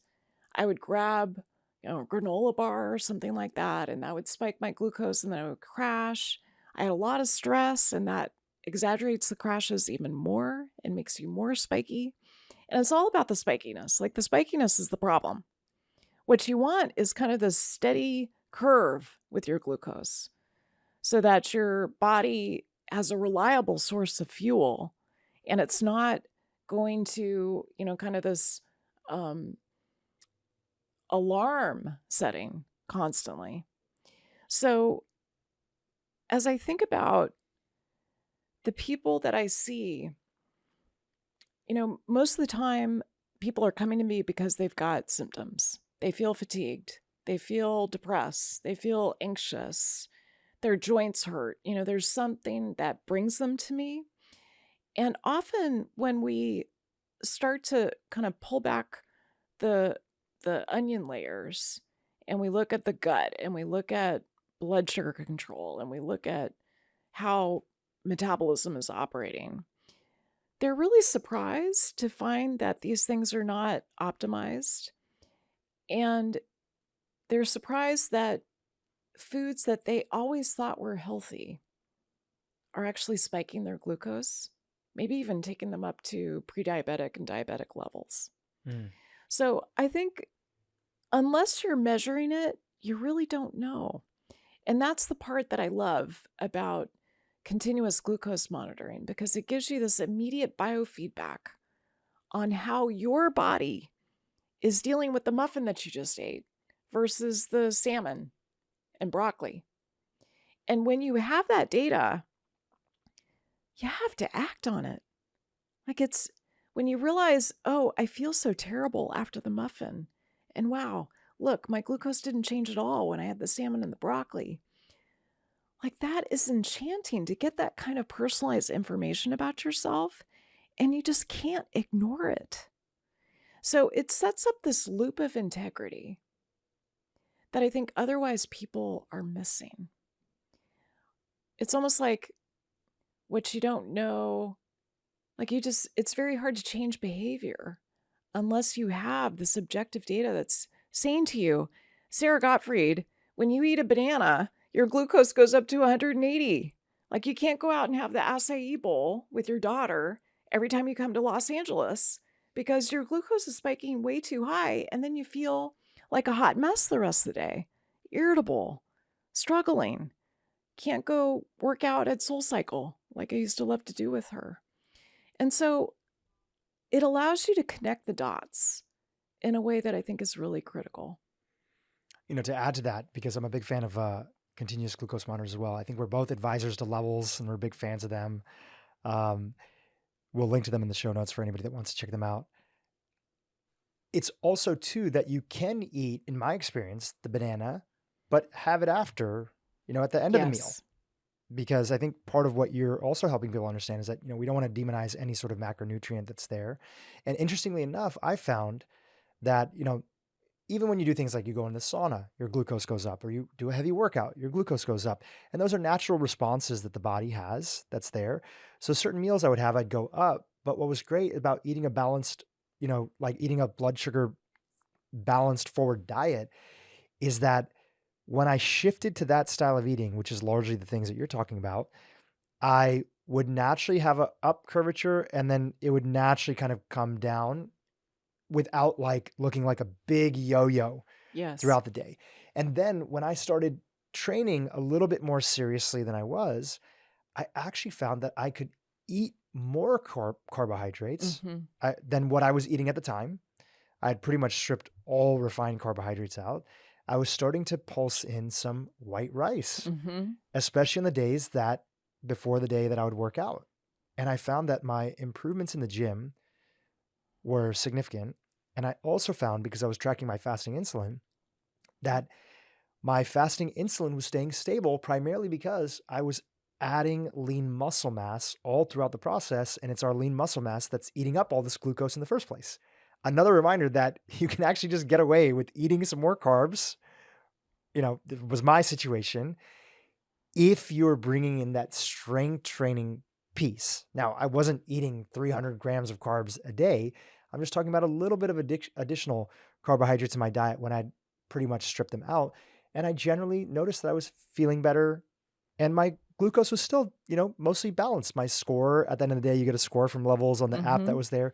I was still regularly scoring in like the high 80s or 90s. And so that's the interplay of how all these things come in together, is that we don't have to worry that we can never eat some of those things. It might be that we change the sequence of how we eat them, and that we're eating less of these sugary, spiky foods on an empty stomach, which is what 99% of people are doing out there. That's right. I mean, you just spoke to the complexity of the system. And I think it's so important to realize that, yes, we don't want to demonize foods. We want to learn what's the best way to package them in your system. And that's why I love N of 1 experiments. I mean, it's really the primary tool of precision medicine. And some people are a little daunted kind of hearing, oh, it sounds so sciencey, N of 1 experiments. But really, it's something that all of us do kind of intuitively. We just don't call it that. So I did an N of 1 experiment when I was in my 30s and I was struggling with my weight. And I realized, okay, I'm eating too many cookies and ice cream. I've got too many refined carbohydrates. I need to cut back on the carbohydrates that I'm eating. And I need to get into food recovery. And so that was an N of 1 experiment that really worked for me. And then I've had a similar experience as you, where over time, as I've done more weightlifting, I went from being pretty low carb and mostly ketogenic, kind of eating in and out of ketosis, to now having more carbohydrates. And it doesn't spike my glucose like it used to. So yes, I eat them kind of at the tail end of a meal, but my glucose disposal, which is really your muscle, has changed. So I've got more lean body mass. I've got, I just don't get as spiky. And so with the continuous glucose monitoring, one of the most important things that I think it's done for my health, and I think it's something that others might want to consider, is that it's reversed my prediabetes. So I was on this path during my 30s toward type 2 diabetes, no question. And no doctor that I was seeing was really tracking it or telling me, you got to do something about this. Your fasting glucose is 105. Oh, this year your fasting glucose is 110. No one was tracking this for me. And so, there's a lot of ways that conventional medicine offers us so much for acute care. If you've got a broken bone, if you need your appendix out, I love conventional medicine. But when it comes to chronic disease, like the way that your metabolism is working or not working, the development of prediabetes, the development of type 2 diabetes, it's a place where conventional medicine really falls down on the job. So you got to track these things. And with continuous glucose monitoring, with doing these N of 1 experiments, I was able to reverse my prediabetes. And it wasn't just that my fasting glucose was elevated. I went and did some advanced testing with one of my mentors, Mark Houston, and he demonstrated that with that fasting glucose kind of in the 105 to 110 range, I had downstream consequences to my blood vessels. My blood vessels were showing damage, even though I didn't have diabetes yet. And that's something we see in women, that the cutoffs we use for diabetes were mostly defined in men. And women at lower glucoses in the prediabetes range have more adverse consequences than men do. So it's another really important sex difference. So for the women who are listening to us, I really want you to understand this may or may not be tracked for you. You really want to take it on yourself. Look at your fasting glucose over time. Ask for a fasting insulin. Maybe do a 2-hour glucose challenge test. If you can afford it, do some continuous glucose monitoring so that you can see if this is a problem for you. Fantastic. Important reminder. If somebody wanted to go get started on a continuous glucose monitor, do you want to just mention it and then we can put your link in the show notes? So I usually advise people to start with their clinician. Mhm. So the first glucose monitor that I got was as a research subject. And it was a lab that was looking at different food plans and how it affects glucose. So that was about 5 years ago. But after that, when I saw, I was tracking my prediabetes, I went to my primary care doctor, different one than when I was in my 30s, and said, "Hey, I've got prediabetes. I really want to keep this from developing into diabetes. Could we get a continuous glucose monitor?" And my insurance paid for it with the diagnosis of prediabetes. So that's not true for all insurance, but I'd say start with your doctor. And if your doctor is unwilling or your insurance won't pay for it, that's when you would consider more a direct to consumer approach, but you still need a prescription. So I usually don't recommend just one different direct to consumer lab. I usually suggest, NutriSense, levelshealth.com, there's Zoe Health. There's lots of different companies that offer this direct to consumer. That's fantastic. I want to ask you something, which is that there's been a few people that have come on this podcast and said that cortisol in particular, high cortisol, is one of the number one drivers of belly fat in adults. Do you believe that statement to be true?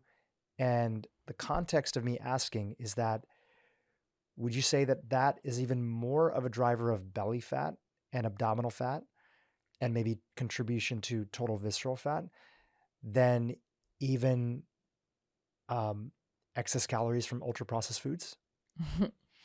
It's hard to know the relative contribution. I haven't seen that studied. I'm going to put my science hat on here as I answer this.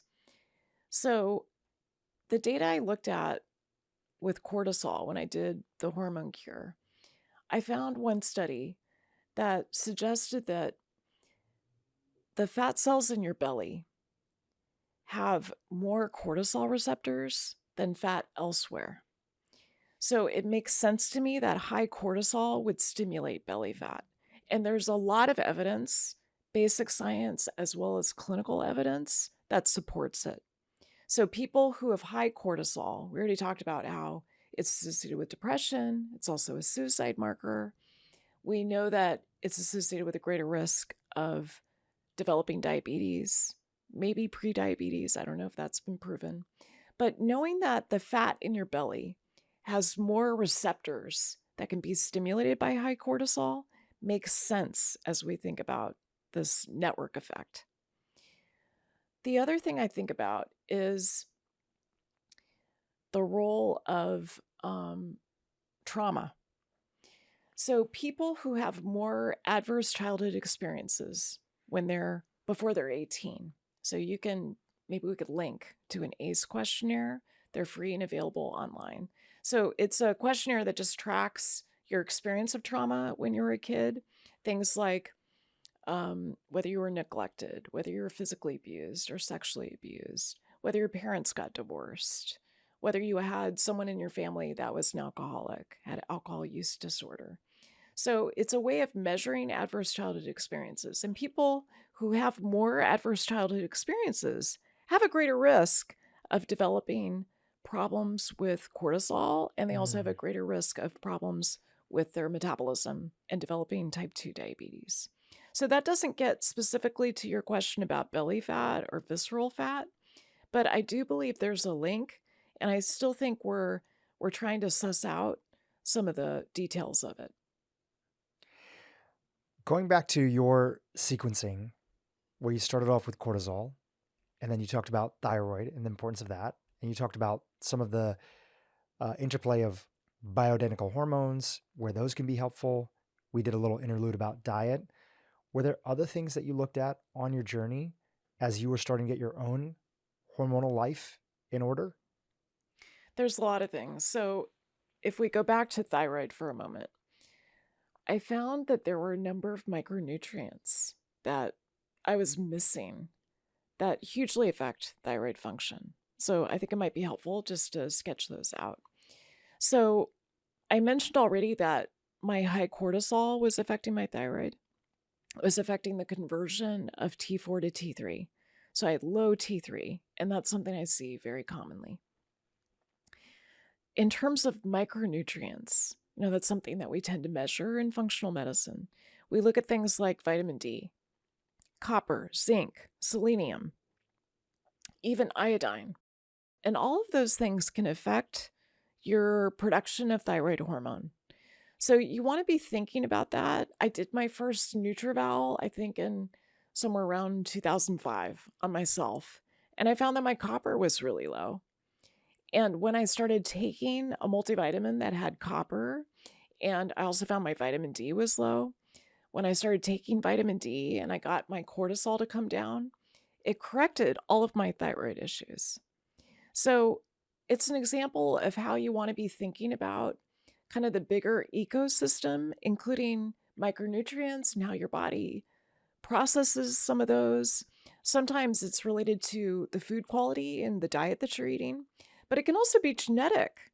So if you think about genetic drivers related to the thyroid, I have a problem with my vitamin D receptor. So I need higher doses of vitamin D to keep my levels where I want them to be.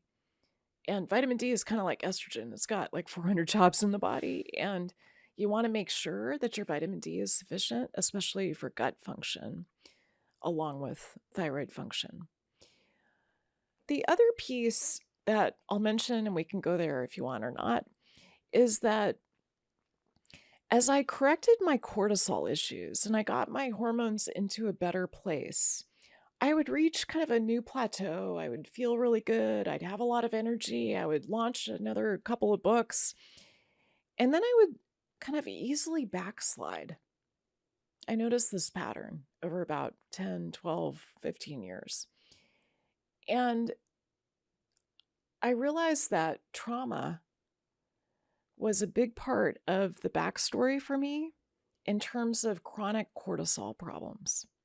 So I could optimize my cortisol. I could do it, with daily meditation and yoga and taking some of these supplements that we've talked about.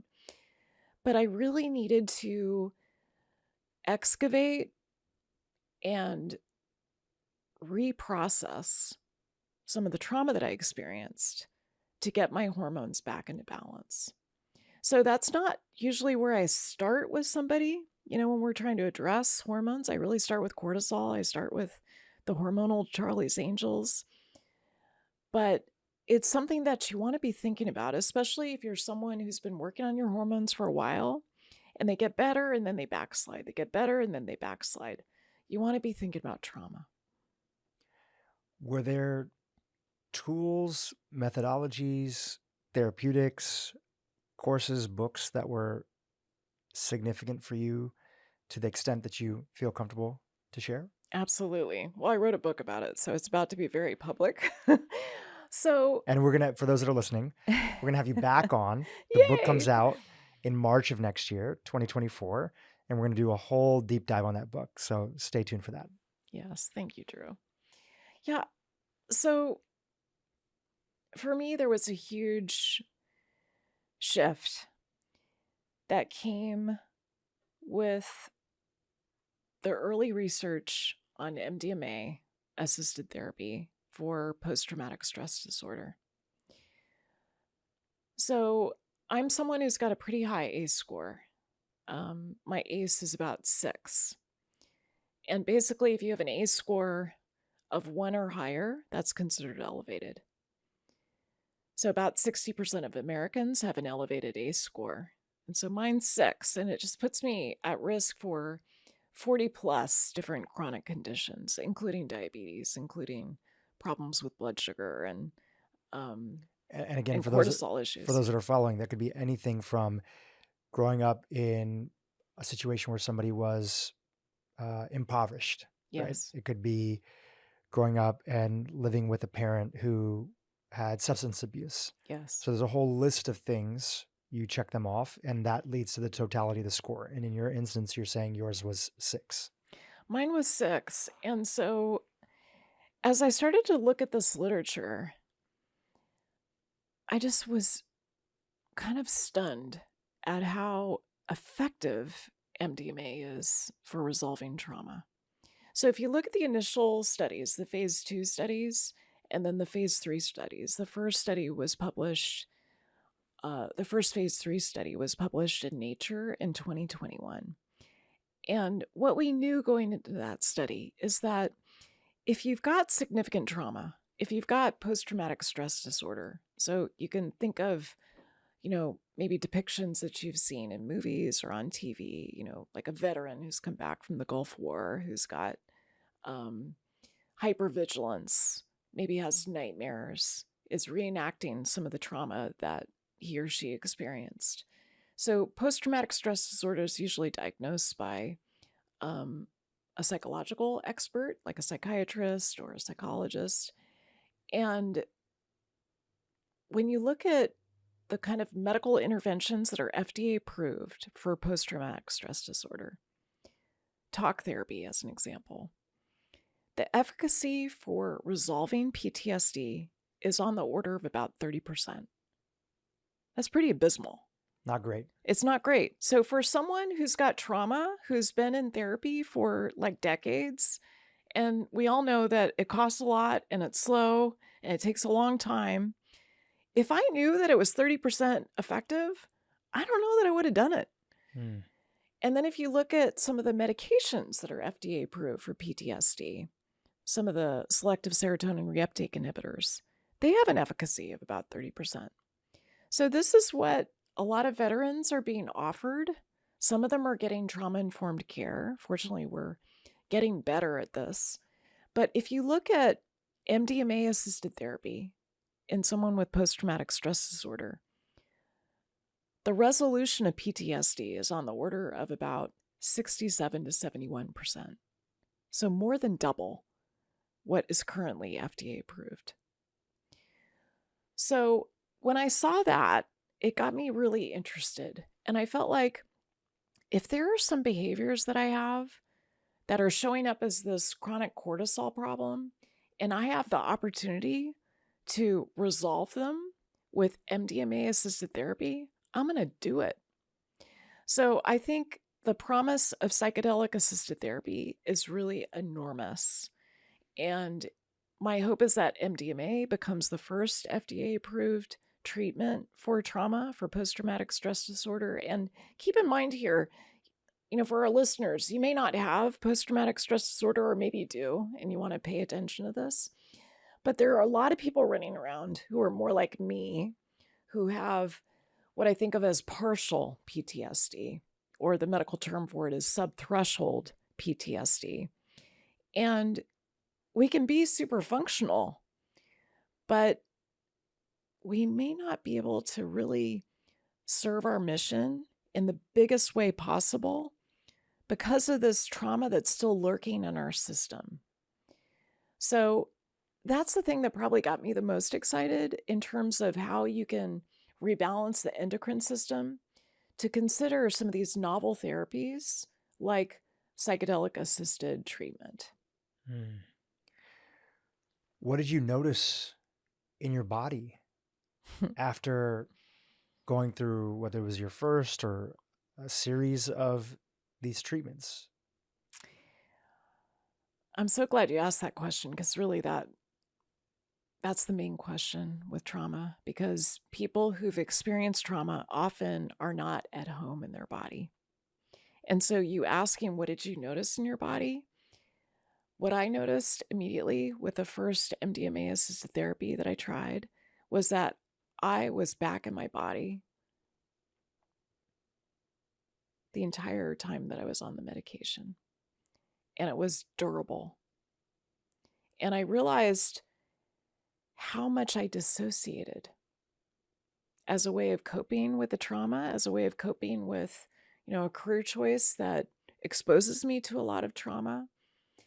And I think this is something that a lot of people may do as well.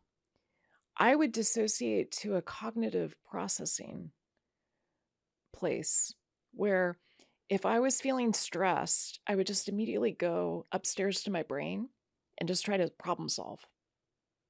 And it was a form of dissociation where I would just feel like I was up here and everything kind of below the neck, I would just ignore.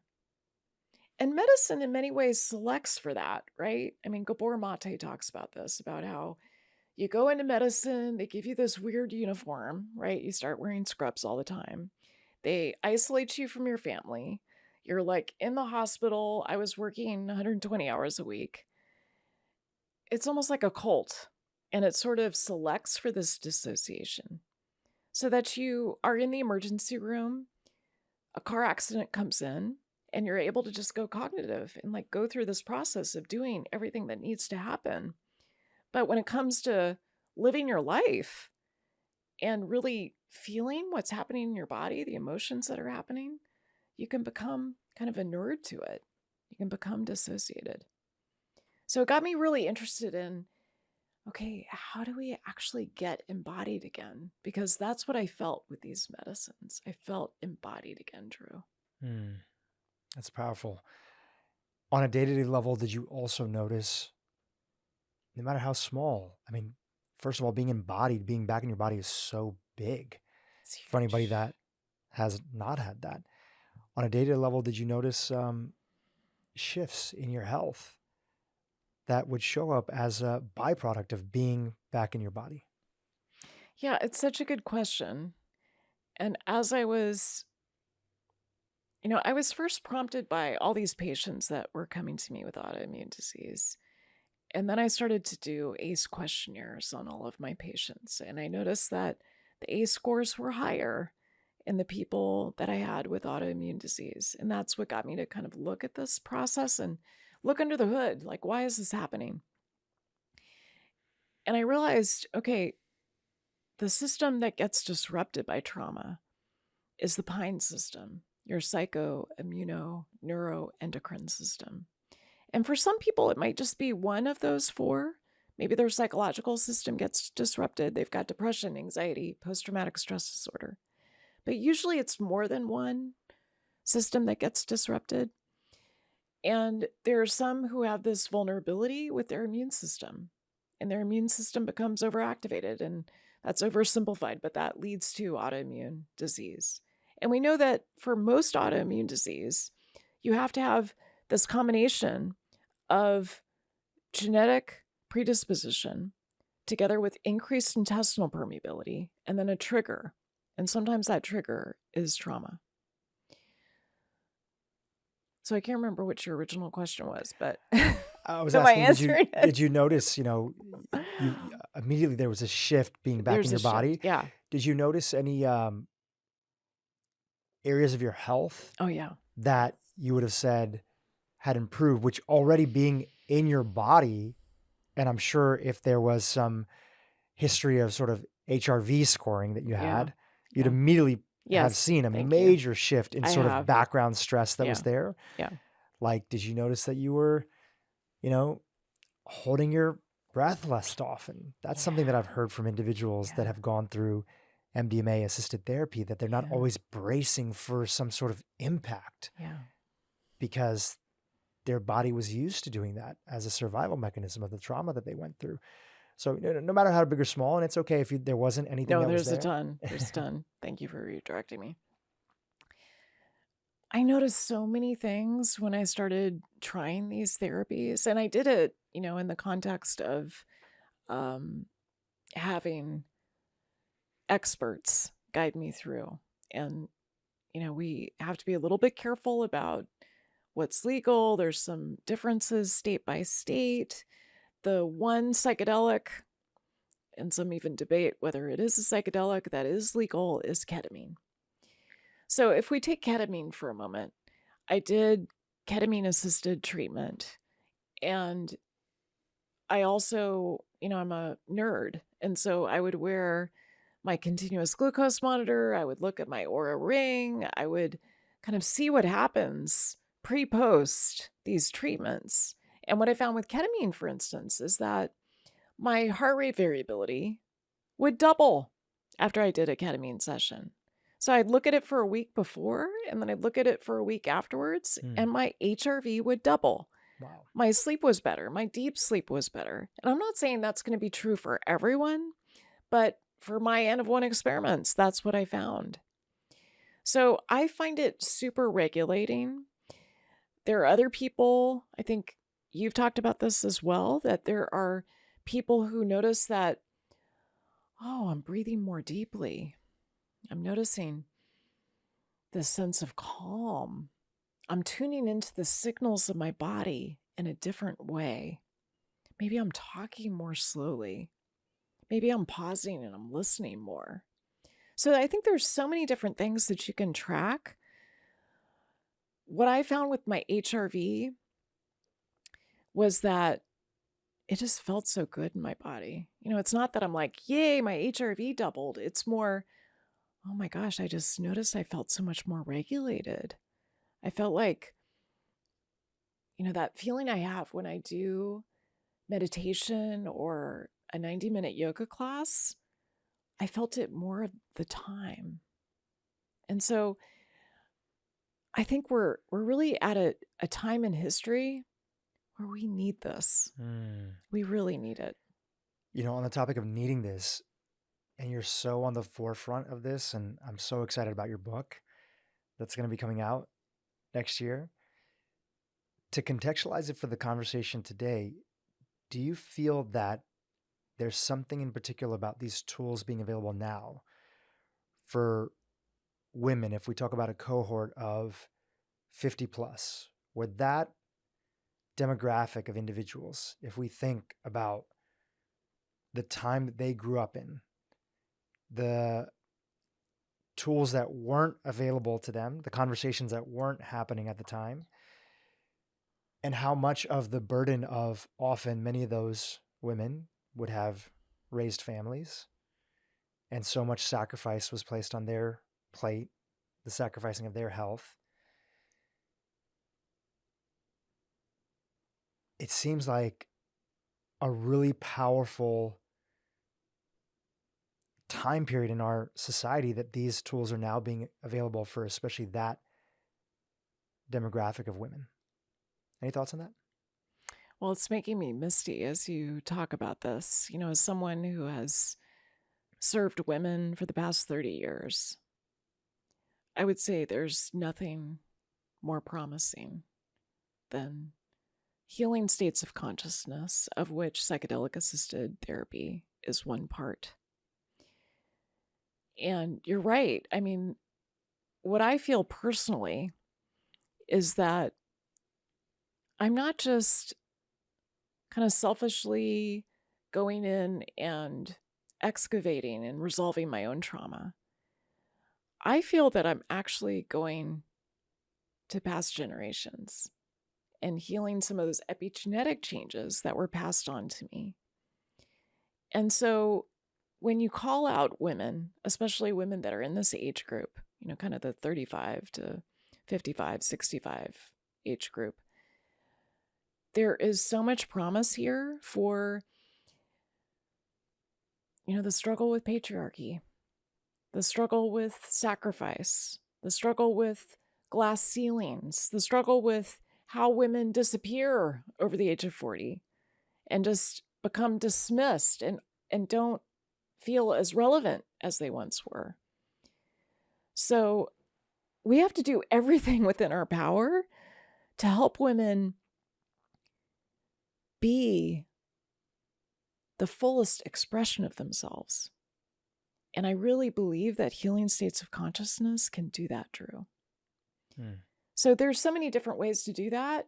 Certainly yoga and meditation, holotropic breath work, which is something I've done for the past 2 years. There's so many different ways to access these healing states of consciousness. Someone might do qigong or tai chi or some other contemplative practice.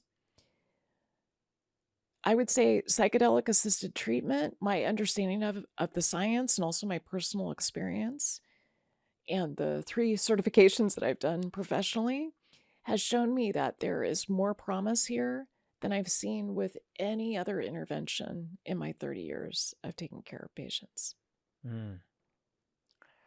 A super hopeful and promising message about what's available to everyone, men, women, everybody. People in different countries. Maybe if the entire world had access to this one day, the world would just be a little bit more of a loving place if we can learn how to love ourselves a little bit more. That's what I would hope. That's what I would hope. And, you know, one of the things that you reminded me of is when we look at soul wounds, we look at epigenetic change that gets passed on, from, for instance, my great-grandmother to my grandmother to my mother to me. What we know from quite rigorous scientific studies is that the genes that tend to get the paper clips put on them, that tend to get changed in terms of their expression, are genes of metabolism and genes of the immune system.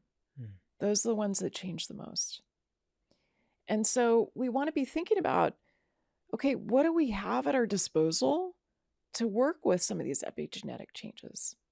And that's part of why I think psychedelic-assisted medicine, or more generally healing states of consciousness, are so promising. But they also have to be superimposed on all of these lifestyle changes that we've been talking about. Yeah, that's So when they it's work not the either best. or. Yes, it's the two together. Dr. Gottfried, this has been fantastic. And I was hoping that as we wind down here, you might be open for a little bit of a recap, in a way, of Sure. some of the key sort of themes that we talked about. And I think that one of the first ones that I'd love to start off with, and feel free to get on your soapbox and take us through the rest, or I'm happy to guide you through them, is just this core idea that it doesn't have to be this way. Can you start there? Yeah, when I think back to how much I struggled when I was in my 30s, and Dhru, I felt like I was pushing a rock up the hill, and I was just like, why is this so hard? Like, why? I'm too young to feel like this is so difficult. And I was missing this piece about how hormones drive what you're interested in. Hormones really drive what you're excited about. They are such an important signaling molecule in your body. And even though some of the things we've talked about today might seem daunting or seem like a lot to do, it's easier to get your hormones back into balance than to live in that state of hormonal misery. So I think that's a really critical place to recap. Everything is hard, but one hard has the pathway of feeling better. Yes. So choose your hard. That's right. Could you share a little bit of a recap on your top lifestyle interventions that you feel are crucial if somebody wants to feel better, especially when it comes to this category of hormones? Well, I would say for this group that we're talking about, Yep. so women who are in perimenopause and menopause, I would say the top lifestyle interventions are number one, food first. So really getting clear about N of 1 experiments, doing some of the things that we've talked about, eat more vegetables, make sure that you're getting adequate protein so that you're maintaining or maybe even growing your lean body mass, eating in a way that supports your hormones. Number two is managing cortisol, because it's not a democracy. So cortisol is so critical. Insulin's critical too, but start with cortisol. Get cortisol supporting you instead of working against you. And there's so many ways to do that. We talked about things like yoga and meditation, supplements like phosphatidylserine, rhodiola. So you might want to measure your cortisol and then develop a plan to address it. And then I think it's important to look at thyroid, because women in this age group are at risk of thyropause. You really want to know what's going on with your thyroid, so track your panels. And then estrogen is the primary regulator. It's danced with progesterone you really want to pay attention to. And then we also talked about testosterone, because I think testosterone is the most important, testosterone is the most abundant hormone. And so we want to make sure that it's in that Goldilocks position, not too high and not too low. And there's so many lifestyle things that you can do to address that. Things like reducing refined carbohydrates, cutting sugar out of your diet and ultra-processed foods, getting adequate protein, and strength training. Fantastic.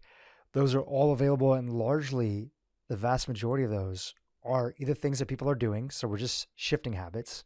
And if you're not doing them, a lot of them are either low cost or free interventions that you could do, like sleeping on a regular time to try to improve your sleep quality, lowering your stress level through things like meditation. There's plenty of guidance on YouTube and other things that are available that are out there. So I love that. It's the reminder for everybody here that all of these tools are available, and you can set up. It reminds me of this quote from the financial author Dave Ramsey. He says, if being broke is normal, then be wealthy, which is weird. So be a little weird. And when it comes to your health, the same thing is true. Be a little weird. Be in your optimal. Feel good. Be a different version of aging that's out there, to the degree that people are asking you, what do you do? And all of a sudden you're an example and a catalyst for change. Thank you again for being on the podcast. I think this is your third appearance. My favorite appearance, because it was in person. Yes. And I feel like it's a whole different conversation that's there. For those that are listening today and want to go deeper down the rabbit hole of Dr. Sara Gottfried, how can they keep in touch with you? And where should they start when it comes to your books? I'd recommend starting with the Hormone Cure. That's really the kind of the original, and it lays the foundation for the functional medicine paradigm that I use when it comes to hormone balancing. You can also go to saragottfriedmd.com. That's where I publish blogs, and I have a lot of information about my new book, for instance. And the social media where I hang out the most is Instagram. As you know, I love watching your stuff over there, Dhru. So that's probably the best place to have a conversation. Fantastic. Well, we'll have links to all those in the show notes. Dr. Sara Gottfried, thank you again for being the voice of women who are looking for a different way to go about things. It's been an honor to host you on the podcast today. Thank you, Dhru. Hey, YouTube, if you enjoyed what you just saw, keep watching for more great content on how to improve your brain and your life. She had type 2 diabetes for 10 years on insulin. She had heart failure. Her kidneys were failing. Her liver was fatty. She had high blood pressure. She was on a pile of meds. In 3 days, she was off her insulin. In 3 months, off of all her medications. And her